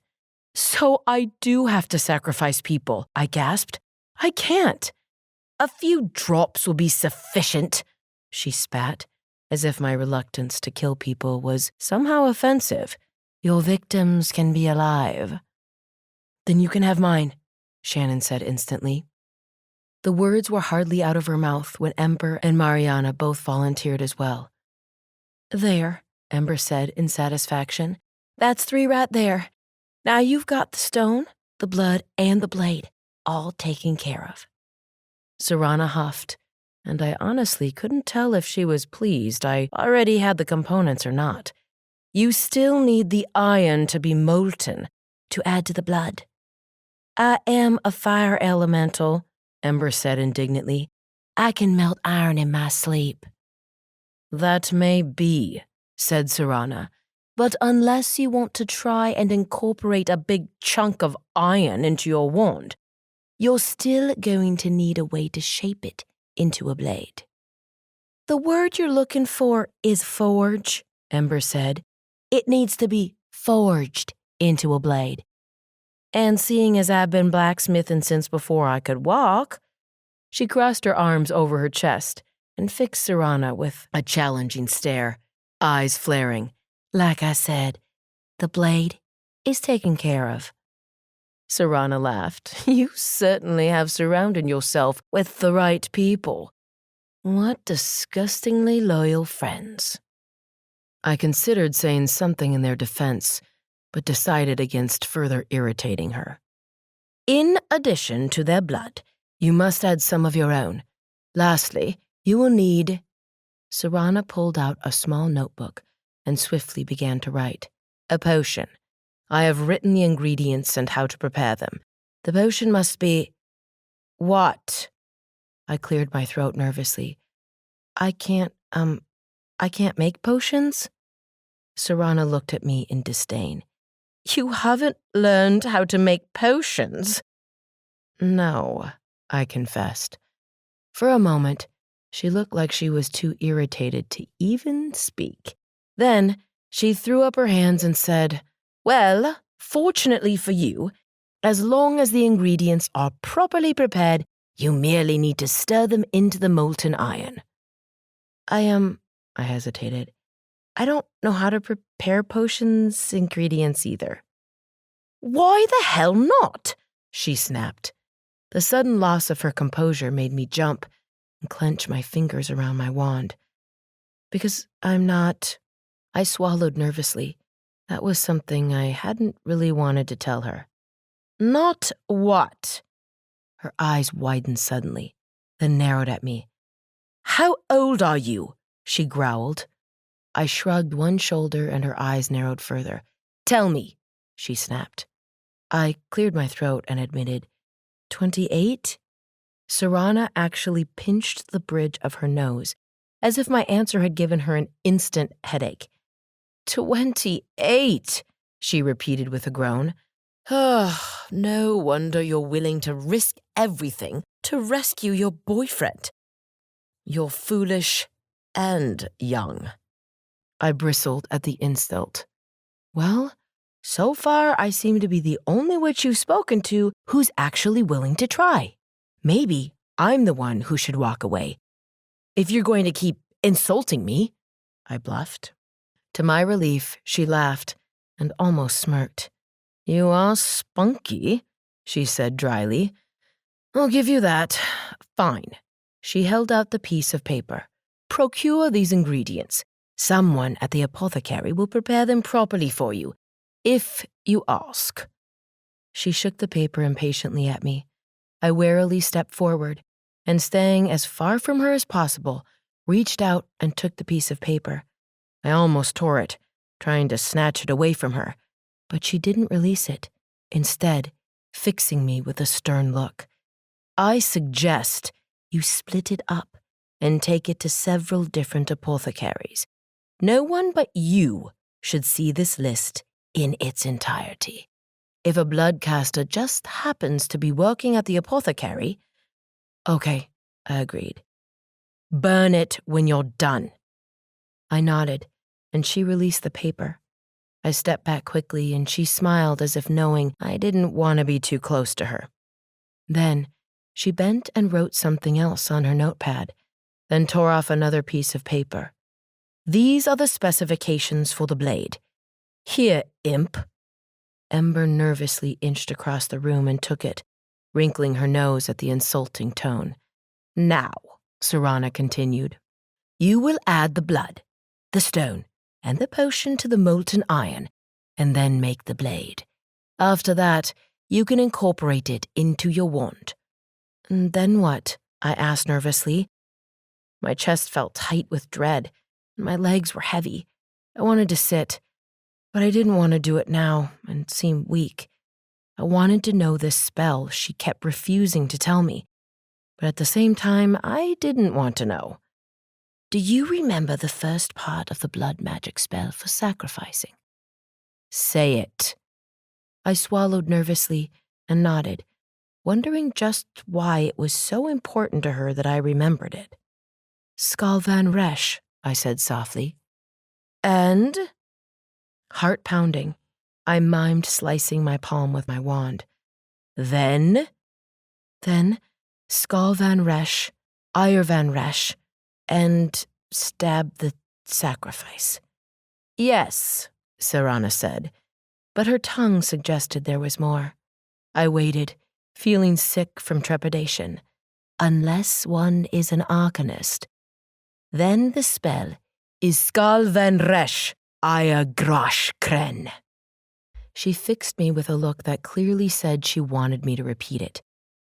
As I obediently whispered it, I remembered Alaria screaming the same words as she murdered the air elemental and felt myself shaking. At this point during the ritual, as with blood magic, the essence of the sacrifice will be transferred to the wand. In the case of an Arcanist, it is the power of the magic itself. The chant is repeated again, and she drew a finger across her throat. The power is released into the Arcanist as the sacrifice dies. Now the Arcanist is able to draw on the power of a non-human as if it was their own. She took a deep breath. That is how you kill an Arcanist, Serana said. My stomach twisted into knots, and I swear that I could feel my hand shaking as I clenched my wand. What? I choked. Serana fixed her gaze on me. Her expression was serious, but it was impossible to tell if she was enjoying this moment or not. The only way to kill an Arcanist, short of an entire army, is to use their own spell against them. With an Arcanist wand and the proper spell, you will draw out the powers Alaria has stolen. But then what happens? If I use that spell against her and kill her, I cried, wouldn't that make me an Arcanist? Yes. Isn't that thrilling? Oh, that power. Thrilling was not the word I would have used. Given the way my stomach had started twisting, vomit-inducing would have been more appropriate. I put a hand up to my mouth, suddenly feeling like I would actually be sick. Of course, Serana said, almost reluctantly, there is another option. What? I cried desperately. You have a choice, Serana said. After you have completed the first part of the spell, my sister's power will be contained temporarily within the wand itself. If you complete the spell, the power transfers to you, and she will be dead. She paused, and I swallowed nervously, waiting for the other option. Or you can choose to destroy the wand without completing the spell. She held up a hand for silence. If you do that, the power will be destroyed with the wand. However, Alaria will still be alive, and the spell will not take her magic as a witch. You will find yourself facing my likely very angry sister, who is a powerful witch in her own right, and you will be without a wand. Whichever you choose, you have only seconds to decide. If you wait too long, Alaria's power will return to her. I assume I do not need to tell you what she will do to you if that happens. My breath hitched as I paused to consider it. Does that mean that if Jen chooses to destroy the wand, instead of killing Alaria, then Alaria is basically just going to turn around and kill Jen? Ember demanded. It was exactly what I had been thinking, but hearing it out loud sent a chill up my spine. Serana seemed unconcerned. I thought you were serious about this, she said. Surely you realize your life would be at stake. I did, I said, but I certainly had assumed that this was going to be dangerous. But I never expected I was going to be forced to choose between using blood magic or almost certain death. Serana seemed content to wait and let me mull it over, but I felt like the more I thought about it, the more nauseated it made me. I took a deep breath and reminded myself that Thomas, T.S., Dani, and Charlie were all counting on me. I took a deep breath and nodded to Serana. Okay, what now? Now, she repeated, seemingly amused. You need to make the wand. You have your instructions. Then what? I asked. You said you could get me into the castle. Yes, but not for a couple of weeks. A couple of weeks? Ember cried. They could be dead by then. They could be dead now, Serana retorted. Regardless, my sister is not. Attempting to enter the castle any way but mine will result in your death. You have no choice. You must wait. Be here with the wand in 13 nights. If you are not, you have already failed. With that, she turned and strode toward the door. Before she reached it, she turned back to us and bared her fangs. Do not breathe one word of this to anyone, or I will kill you. We nodded and mumbled in agreement as Serana swept out of the door and vanished into a swirl of snow. Everyone stood silently after she was gone, all of us looking uncomfortably at each other. At last, Shannon spoke. We should probably get going. I don't really feel all that confident driving in this kind of weather, but... Her eyes flicked up briefly to Turner, and I nodded. I certainly didn't want to spend the night with him either. True, it was thanks to him we had found Serana, and she was the only chance our friends had, but I still barely trusted either of them. Good luck, Turner said softly as we headed for the door. For a moment, I resented the well wishes and Turner himself. If he had just gone ahead and done this, who knew how many years ago, none of us would ever have been in this mess. We probably never would have ended up at Mystic Key, or even in the labyrinth. But the feeling quickly passed. I was barely sure if I wanted to do it, and the lives of some of my closest friends were at stake. Thanks, I murmured, sliding open the door. The wind was blowing hard, and the snow lashed and stung my bare cheeks. I welcomed it, anything, to distract me from what I was going to have to do. Chapter 7. Ember. We drove home from the farm in a quiet sort of shock. I was glad that Shannon was driving, not just because I couldn't hope to see in the falling snow with regular or heat vision, but because my thoughts were racing after our encounter with Serana. I could never have even hoped to focus on driving. As it was, the drive home seemed agonizingly slow. I wondered if Shannon was deep in thought as well, or just being extra cautious in the snow. Once we got home, we tried a few times to half-heartedly start a conversation and decided that it was best to sleep first. I didn't know about the others, but I was awake for hours, staring up at the ceiling and thinking of everything Serana had said, thinking of my dad's trapped in that terrifying place. And Thomas and T.S., they were family too, really. Uncles, if not brothers. Now that I was old enough to hang out with them instead of being watched by them.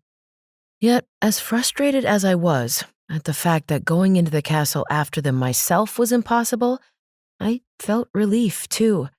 I didn't want to face Alaria or blood magic. The thought of it was terrifying. I couldn't begin to imagine how Jen must have felt being told she was the only one who could go in after them. At the same time, though, being relieved that I wasn't the one who had to do it made me feel guilty too. We finally all sat down the next morning and started to talk and decided to give Jen a couple of days to think it all over. She wasn't just being asked to rescue everyone by herself. After all, I was uncomfortable with the idea of having to kill Alaria in the first place, but using blood magic, or more accurately, arcanism, to do it was almost too much to process. I wasn't sure I'd want to, and honestly, I was glad I didn't have to make that choice. We figured that since we had no way of contacting Serana until the agreed-upon date, that we could spare a couple of days just to let Jen make up her mind if she was really willing to risk it all or not. I went ahead and started gathering the right iron and silver to meet Serana's specifications and making a mold for it. While we waited for Jen to make her decision, we were forced to go about our daily lives again, with the added difficulty of making sure John didn't suspect anything. We all wanted to tell him the truth about Serana, about the castle, and about stopping Alaria. But Serana was right. There were too many traitors inside Mez to risk it. I knew, without a doubt, that we could trust John.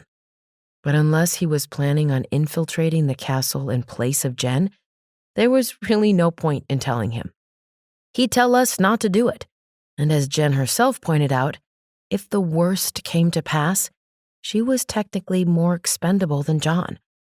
If she failed, we could still tell John what happened and try to defeat Alaria with sheer numbers, while hoping the others were still alive to rescue.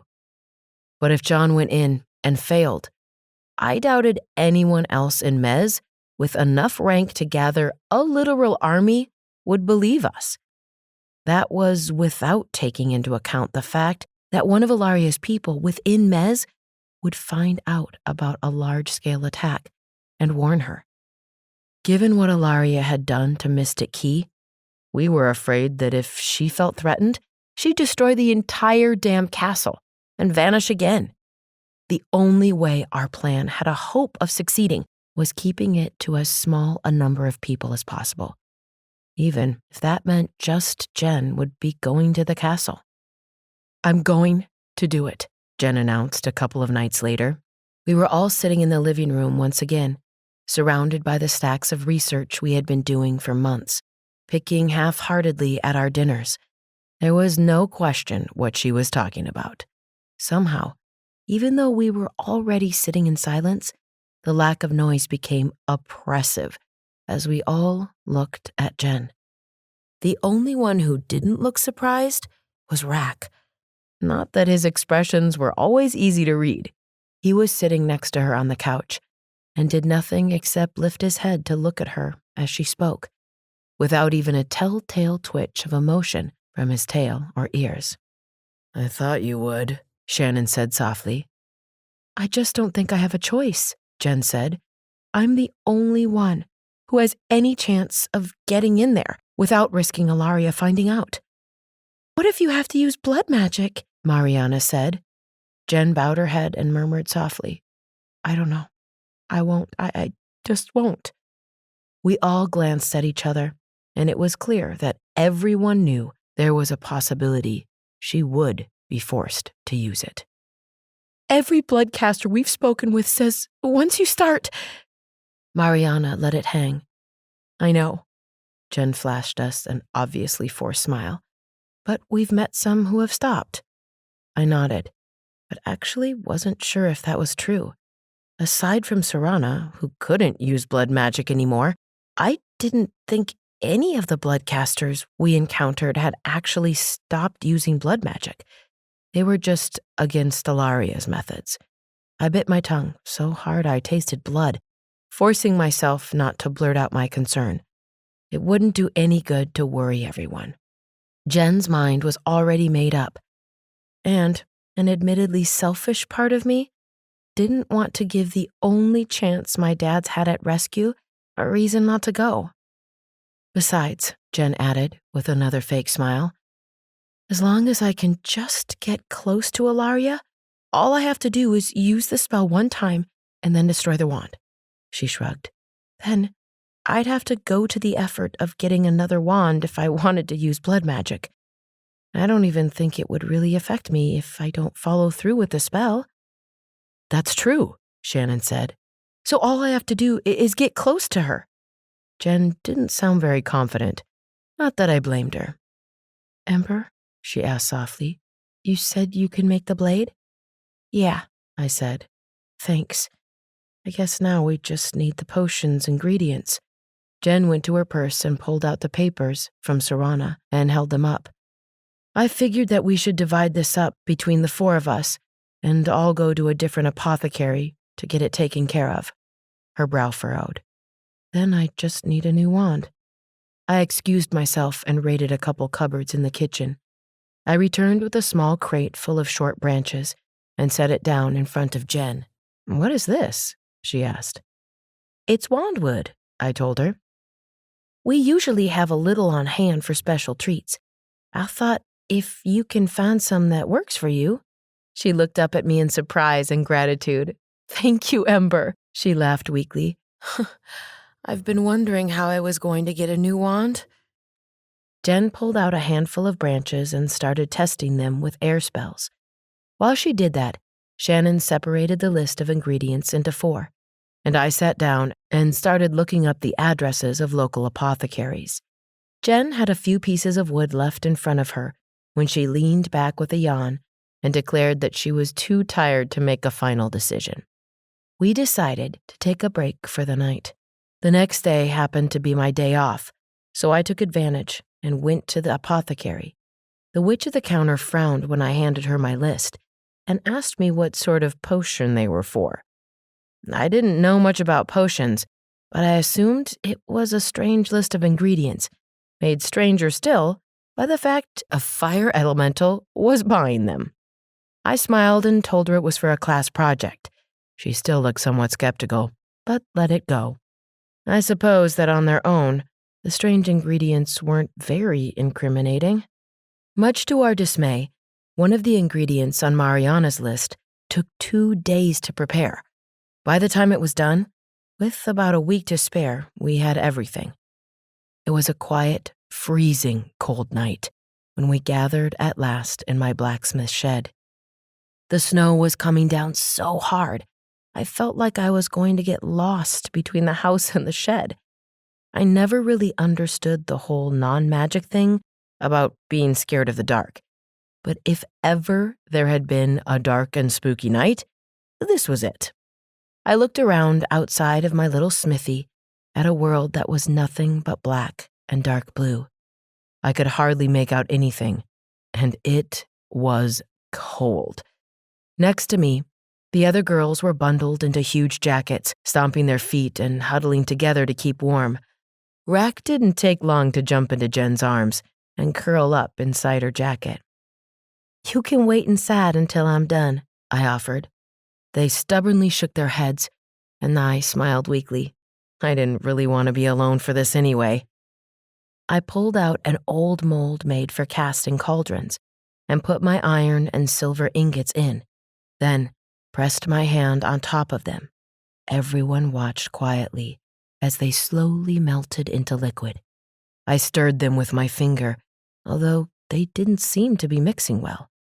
It seemed like a very strange combination of metals to me, especially considering the radically different melting points. But I supposed it wasn't exactly a functional blade, considering it was going to be encased in wood and powered by magic. Rather than worry about it, I just made sure there were no lumps. "It's ready," I whispered. "Oh, okay," Jen said nervously. "Let's do it." With my free hand, I pulled a throwing knife out of my waistband and held it out to Jen. She helped Rack out of her coat and looked around. I realized she was trying to find somewhere to put him down, where his feet wouldn't be cold. "Here, if you don't mind, Rack," I said, holding out my hands. Jen passed him to me. He balanced on my shoulders as I cleared away a little spot above my hearth for him. I put my hand on it for a moment, heating the bricks, and then he jumped over and settled down. "Thank you," he purred. I nodded to him, then went back to Jen to give her my knife. I glanced down at it for a moment and couldn't stop myself from thinking of Dani. I swallowed nervously and held it out to Jen, who took it with a weak smile of thanks. Out of the corner of my eye, I saw Mariana pull a knife out too. "You don't have to do this." Jen hesitated, looking at her palm. "Mariana is right," I said softly. "You don't have to do this." As much as I desperately wanted everyone home safe and sound, and even though I had convinced myself there was no other way, now that we were here, on the cusp of actually making the damn wand, it felt like this was a point of no return. Jen studied the knife for a moment and shook her head. Yes, I do. With that, she slashed the knife across her palm with a gasp of pain and a hiss from Rack. Then quickly moved closer to me, letting the blood drip down into the molten metal. I heard a soft cry from Mariana, and she quickly joined us, light blue blood splashing into the mold. Shannon didn't bother with a knife. She just ripped part of her wrist open with her fangs and, with a grimace, held her arm out over the metal. Jen handed the knife back to me, and I quickly sliced open my own palm with an almost blinding flash of pain. Steam, more than usual in the cold air, rose up from the cut as the orange-red liquid dripped down. I didn't know what I was expecting to happen, but the blood just vanished into the metal, and it looked exactly like it had before. I nodded to Jen, and she grabbed the bowl that we had mixed the potion's ingredients into and overturned it into the mold. Some of the herbs caught fire from the heat and burst into flame as I stirred them in, sending up a strange-smelling smoke. Then she pulled the red stone out of her pocket, stared at it for a long moment, and dropped it in. "It's turning red!" Shannon cried a moment later. I switched from the thermal I had been using to monitor the temperature and gasped. It was turning red, and so was the smoke wafting up from it. "I think it's done," I said softly when it stopped smoking. "What now?" Jen asked. "Now we let it cool, and then I'll forge it out." I carefully balanced the end of an iron rod in a groove in the mold and stepped back. We stood there for a minute, and I watched the cold air whistling in through the cracks, and even I started to feel chilly. The shed had worked great since we built it in the spring. My throat felt tight, remembering we had planned on adding insulation in the fall. That had never happened. Trying to distract myself, I grabbed a small length of soapstone from the counter and carefully sketched out Serana's measurements onto the face of my anvil. As I did, I noticed Shannon spitting onto her palm, then Jen's, and Mariana's. The Dhampir healing accelerant wasn't nearly as effective as a vampire's, but it was better than nothing. Unlike them, though, I had something more effective for me. When I was done with the outline, I went over to the forge. To my surprise, the coals were still smoldering away. I didn't use the coal fire very often, and typically just let it go out on its own. I stoked it back up with the bellows, then stuck my hand into the flames, wrinkling my nose at the taste of the coal, but left my hand in until the throbbing in my palm subsided. I turned away from the forge to check on the temperature of the iron, fully intending to just let the fire die back, when all at once it occurred to me that my dad had been the one to start this particular fire. My eyes stung with tears at the unexpected emotions from that thought, and for some reason, I decided that I just couldn't let the fire go out. I turned back, and with a lot more care than usual, arranged some fresh coal by the flames and built the stack up around it, tossing some used-up clinkers on the floor as I did. As long as I went back to it every few days, the fire would last as long as I wanted it to, like this. I decided that I wanted it to burn until my dad was home again. Satisfied that the fire was taken care of, I took a step back and brushed the coal dust off my hands onto my pants before checking on the metal in the mold. I was expecting the silver and iron to have separated, but it was still a solid, blood-red mass of metal. "Is it ready?" Jen asked. I switched to heat vision and checked it. "Not yet." "Can you make it cool down any faster?" Shannon asked. I shook my head. "I can only raise temperatures. I can't lower them," I said ruefully. "Y'all can go inside if you want." They shook their heads. "Might as well practice a little," Jen said, pulling out her new wand. "Mar." One by one, she cast warming spells on us and herself. I reheated the bricks that Rack was sitting on, earning a purr of thanks. Soon, it was ready. I grabbed the rod I had attached to the molten iron, and with a little bit of wiggle, I managed to pull it out of the mold. "There we go," I said, pleased to see that it looked like it was working so far. I wrapped my hand around the strange metal and heated it up to a working temperature. Then grabbed my hammer and got to work drawing it out. It wasn't a large amount of material. I had gotten just a fraction more than the amount that Serana specified, worried that if I ended up cutting off too much, I would lose some of the blood or the potions inside and mess it up. Slowly but surely, it began to take shape. They watched me. As I heated and hammered, the metal began to stretch and flatten into the shape Serana had drawn. "It's almost done," I announced, holding it up to examine. "Are you going to dunk it in the water?" Shannon asked, watching me curiously. "No," I said, biting back a giggle. I could see her frown of confusion out of the corner of my eye, so I decided to elaborate. "First of all, I usually prefer to quench it in linseed oil.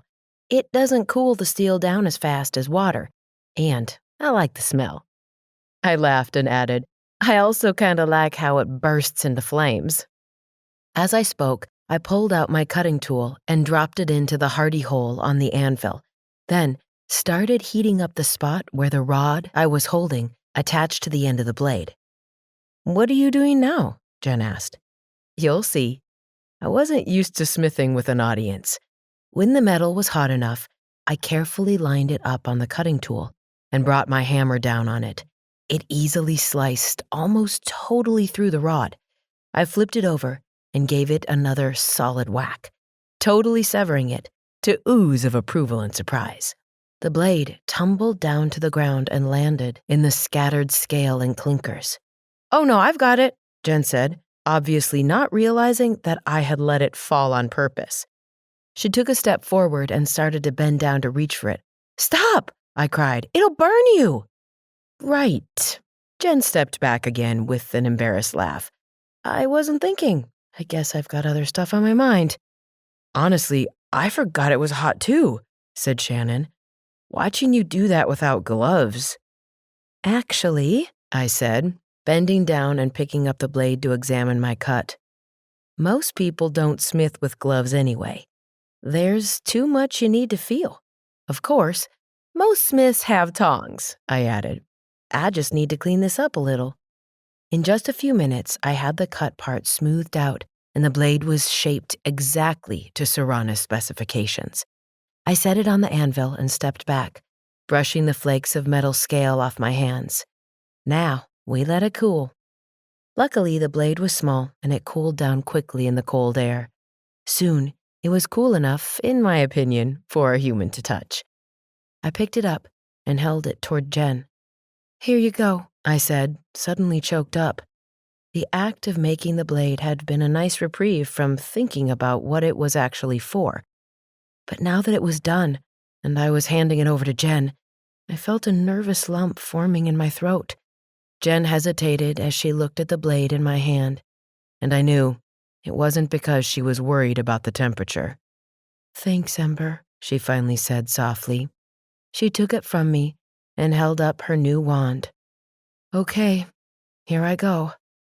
Sus. I watched curiously as her wand seemed to unroll itself in a way that reminded me of a cinnamon stick, curling out from the middle lengthwise until it was shaped like a hot dog bun. I heard Jen let out a shaky breath, and then she set the newly forged blade into the center. It fit perfectly. She swallowed hard and murmured the wood spell again, and the wand rolled back in on itself. The wood seemed to ripple for a moment, and then solidified into a solid piece, with no evidence that it had ever opened in the first place, or that there was anything inside it. "Does it still work the same?" Shannon asked. Jen hesitated, not happy about using the wand now that it had been modified. Nevertheless, she adjusted her grip on it and said, "Mar." One of the candles I kept in the shed for ambiance flared. She said the word for air magic, and the flame went out as if someone had blown on it. "I guess it works," Jen murmured. I couldn't tell whether or not she was happy about that, and I had a feeling she wasn't sure either. "So now we wait for Serana," Mariana said softly. Rack stood and stretched, then jumped. He vanished in a puff of black smoke and reappeared just in front of Jen, who caught him easily. She opened her coat and he snuggled in. For a moment, she closed her eyes and pressed her face against his fur. Even from a few feet away, I could hear him purring. "Why don't we get back inside?" I suggested. They nodded in agreement, and we headed out of the shed. As I turned to close the door behind me, I glanced back at the glow of hot coals and swallowed hard, wondering just how long it would be before I'd allow the fire to go out. I wasn't sure if that thought was a hopeful or morbid one. Maybe it was both. With a sigh, I pulled the door shut, then turned to follow the others up to the house. Chapter 8. Jen. The drive to Reeves Farm was completely different this time. Before, we had been nervous and quiet, but just a little hopeful that maybe it would lead us to something. This time, the drive was just as silent, but more oppressive, knowing who we would be meeting there. I still didn't know how Serana was planning on getting me into the castle, but considering how reluctant she had been to say, and in light of all the other information she had given me, I had a feeling I wasn't going to like it.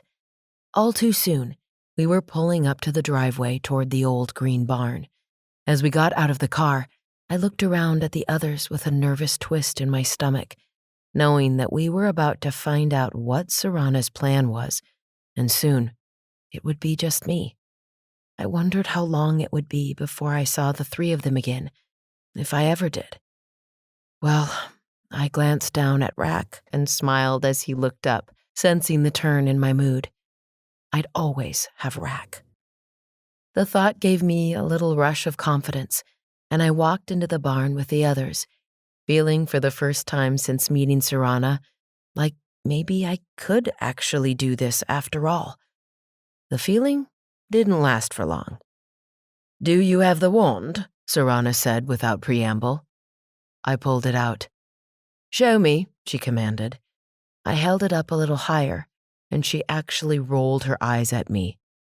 "With sus," she said in annoyance, "if a bloodcaster asks you to identify yourself, that is what you must do." "Oh, sus." Embarrassed, I quickly said the spell and focused on the intent of incorporating something into my wand. Like before it uncurled, the first time I opened my real wand, after incorporating a second type of wood, it had been interesting to see that the newer wood was almost gone from the hollow in the middle, and instead, the two different woods had swirled together to form a fascinating-looking grain. To my surprise, the iron seemed to have changed too.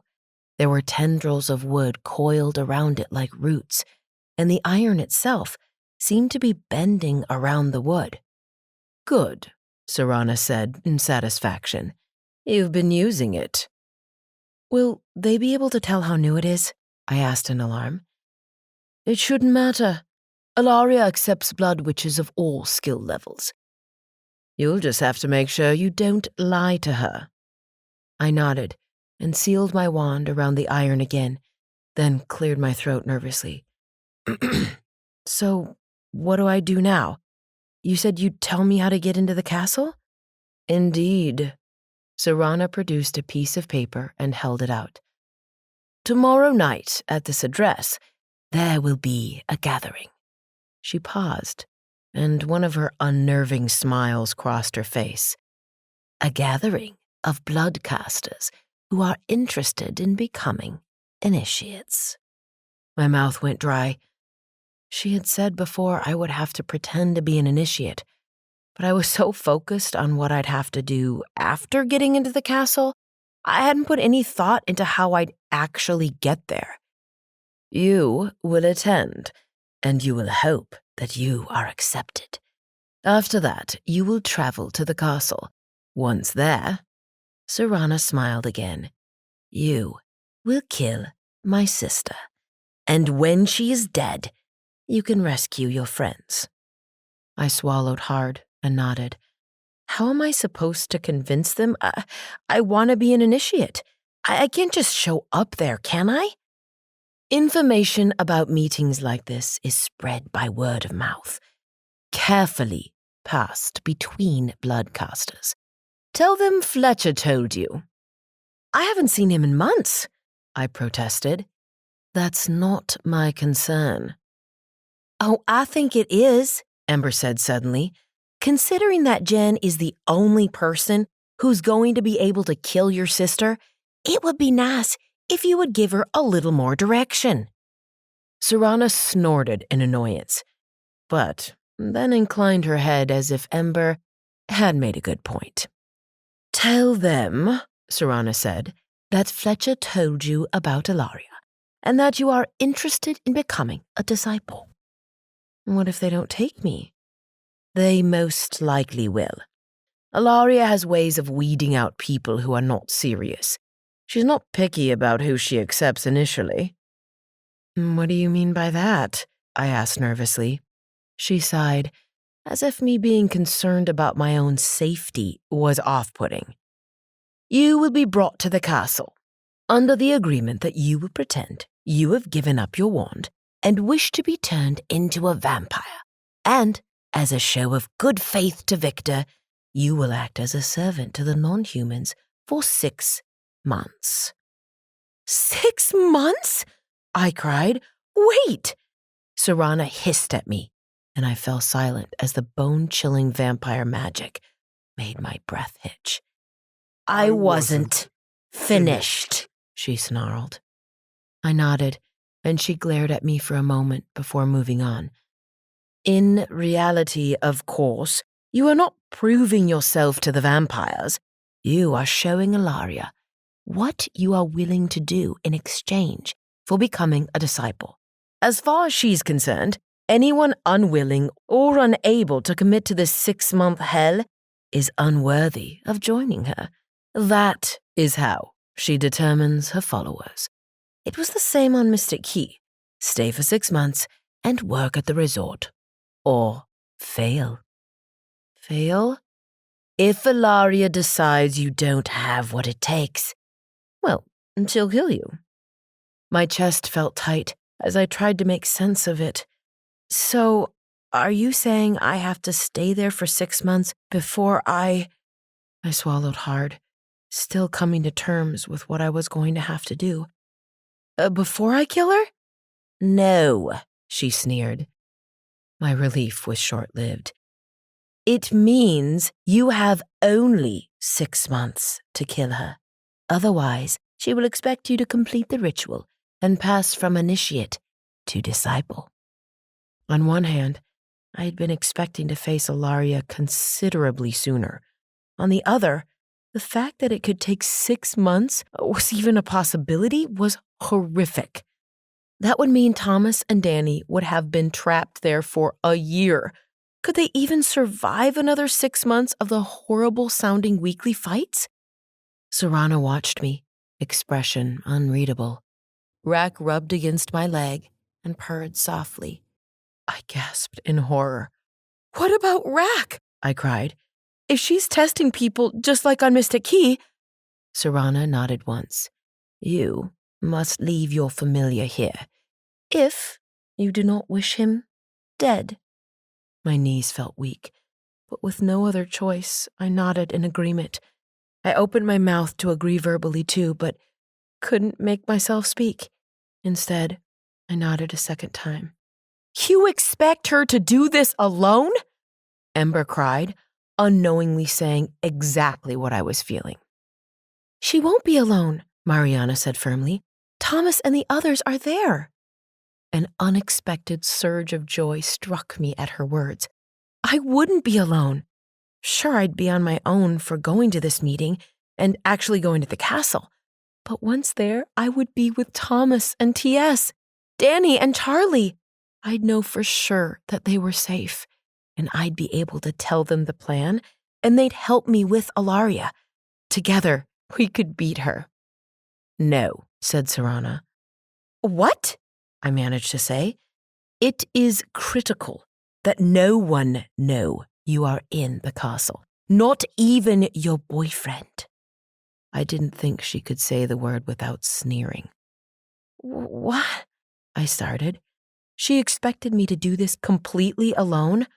Why? I finally demanded. Because Alaria will be watching, she said impatiently. You cannot be recognized by anyone. Not bloodcasters, not Victor's minions, not your friends. How am I supposed to go to this meeting? Not to mention spend months in the castle without anyone seeing me. Serana held up 2 small bottles. This one, she said, giving one a little shake, contains a potion that will alter your appearance, your scent, and your voice.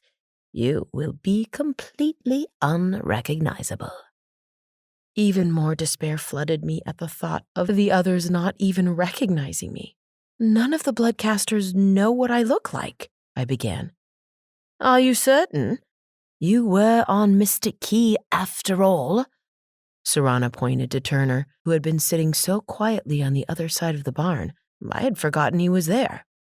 You know 2 Mez agents who are, or were, with my sister. Can you be absolutely sure that nobody from Mez or the Key will recognize you? Would you bet your life on it?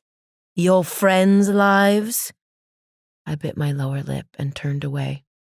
No, I couldn't be sure. But I wasn't sure what I was even trying to protest. She was right. I had to take the potion. I would just have to figure out a way to let Thomas and the others know it was me. Regardless of what Serana said, I had to tell them. I had a feeling she was the type who preferred to work alone. Unlike her relationship with her sister, I trusted my friends completely. They'd help me defeat Alaria.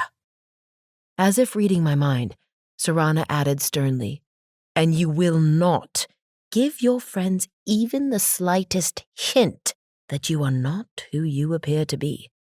One wrong move, one single reason for any of them to suspect you, and Alaria will kill you and anyone she saw you speaking with. This potion will work for 6 months.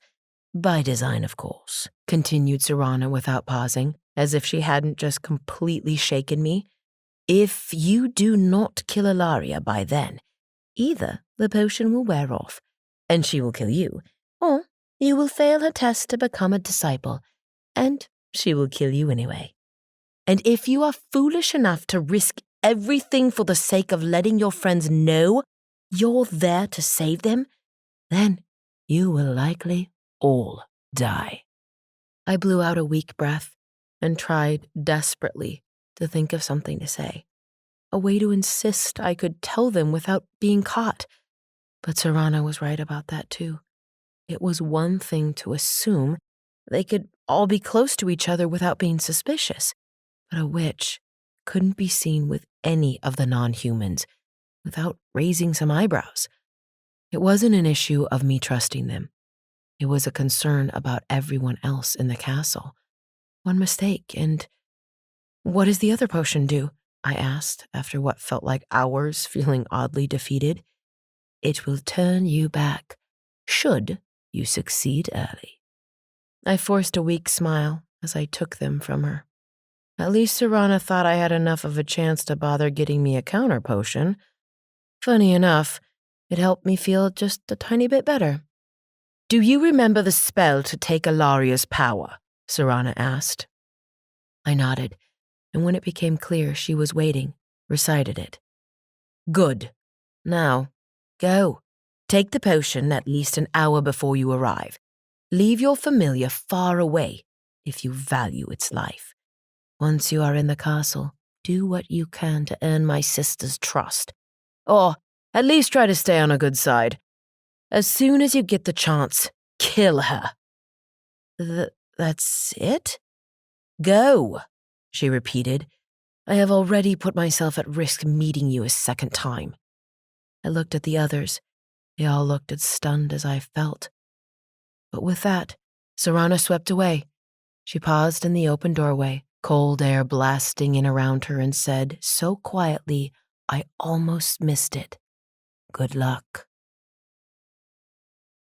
I stared at myself in the mirror for a long time, wondering what I would become when I took the potion. Jen, Rack said softly, butting his head against my leg. you have to leave soon. Right, I murmured.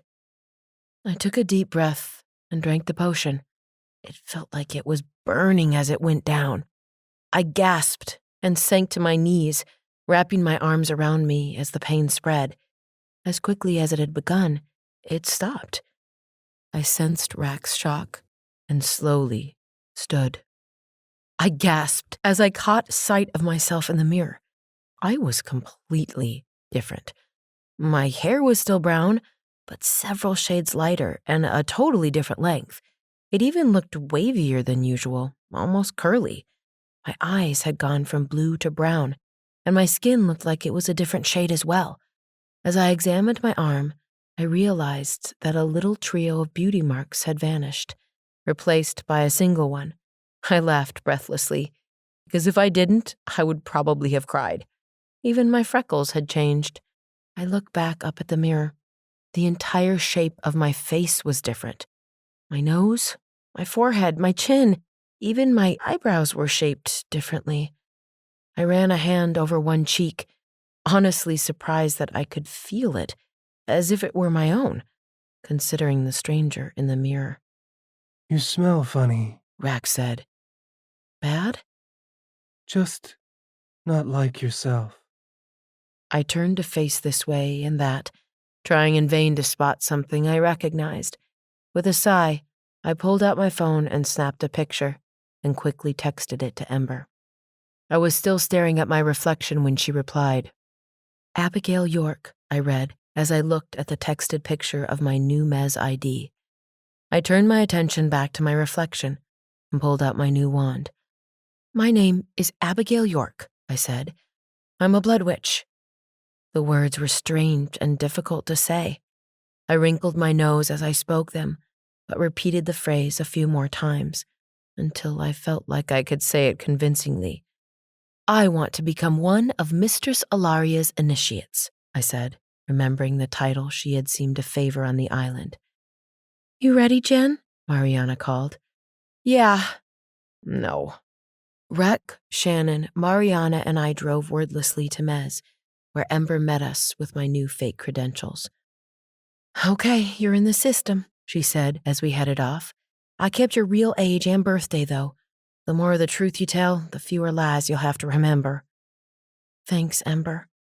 I tucked it away in my purse, then realized I still had my real wand. Here, I handed it to Rack. Hang on to that. I will. Soon, far too soon, we stopped the car at a restaurant a few blocks away. I took a deep breath. This was it. We'll be right here, Shannon said. You know our numbers, right? Ember asked. I don't want to program them into the fake phone, just in case. Yeah, I have Shannon's memorized, I said. Be careful, Mariana said. Okay, I said, checking the time. I'll see you soon. We all hugged quickly. I gave Rack a kiss on his inky forehead, and then headed off. It was a short walk to what ended up being a little community center. I walked through to the room number Serana had written and found a study area with just a few people in it.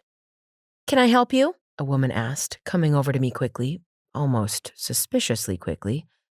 Yes, I said. Deep breath. Here we go. I'm Abigail. I'm here for, an interest meeting regarding a certain group I'd like to join.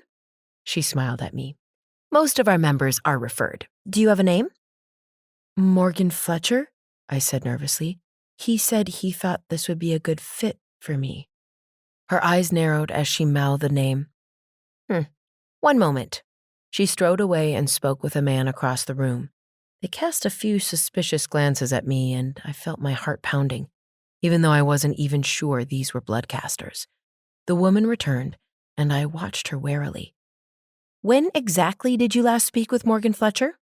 I took a deep breath, and as I frantically thought of something to say, I remembered Ember's advice about the truth. "It's been a long time. Back sometime in the spring, I guess. He told me to make arrangements to go to Mystic Key." Her eyebrows raised just a bit in recognition, but by the time I had everything sorted out, something had happened there. "A hurricane," she said with a dark smile. "Yes." I tried to match her expression. I wasn't able to get in touch with him after that, but I have been keeping an ear out for information about this. "May I see your wand?" I pulled it out, and with a quick glance around for non-magics, held it horizontally for her. "Sus." She examined it a moment, then nodded in satisfaction. "Very good," she said as it rolled itself closed again. "Are you alone?" "Yes," I said, confused. The witch looked around and then whispered, "And you're familiar?" The question caught me off guard, and I blurted the first thing I could think of to keep Rack safe. "He's dead." She looked surprised. "A sacrifice escaped," I lied, making sure I committed it to memory. "It didn't end well for her, but it was too late for my familiar." "You survived?" I nodded. It was rare, but did happen. I suppose our bond wasn't very strong. "Well then, one less thing to worry about. Have a seat." I did as she suggested and waited. Several agonizing minutes ticked by. Aside from me, it looked like there were 3 other people interested in becoming initiates, 2 witches and 1 wizard. I spotted a familiar with the wizard and one of the witches, but didn't see a third. I looked around nervously as I waited, knowing I was probably sitting in a room with 5 bloodcasters. When it became clear nobody else was coming, the witch I had spoken to returned to the front of the room, and the wizard, who seemed to be with her, stood and joined her. "Good evening. I am Kayla, and I am here on behalf of Mistress Alaria. She is pleased by your interest in becoming her disciples. First, you must prove yourselves by being initiates for 6 months. Are you prepared to do that?" All 4 of us nodded and agreed. "As part of your initiation, you will be asked to do some difficult things. Are you willing?" We nodded again. Interesting that we weren't even told what yet. I wondered if initiates didn't know about the vampire thing until arriving at the castle. "Please, Mistress Alaria, and you will be chosen as her trusted disciples," Kayla said. Again, we agreed. The wizard went out a door in the back of the room, and a moment later, returned and murmured something to Kayla. "Very good," she said to him before turning to us with a broad smile. "Come with me." Nervously, I got up and followed the others out of the door. It led outside to the parking lot behind the building. There, waiting by the curb, was a very familiar bus. My heart leapt into my throat, and I stopped in my tracks. How could I have been so stupid? The interest meetings at Cavaliers resulted in everyone being forced onto the bus and going straight to the castle. Why on earth did I assume this would be different? "Your first test of loyalty begins now," Kayla announced. "We leave tonight for Mistress Alaria's castle. Join us. There will be no other opportunity if you decline." I could feel myself shaking as I boarded the bus with the other witches and the wizard. I sat, wondering if this was how Thomas and the others felt when they got on board. This sense of dread.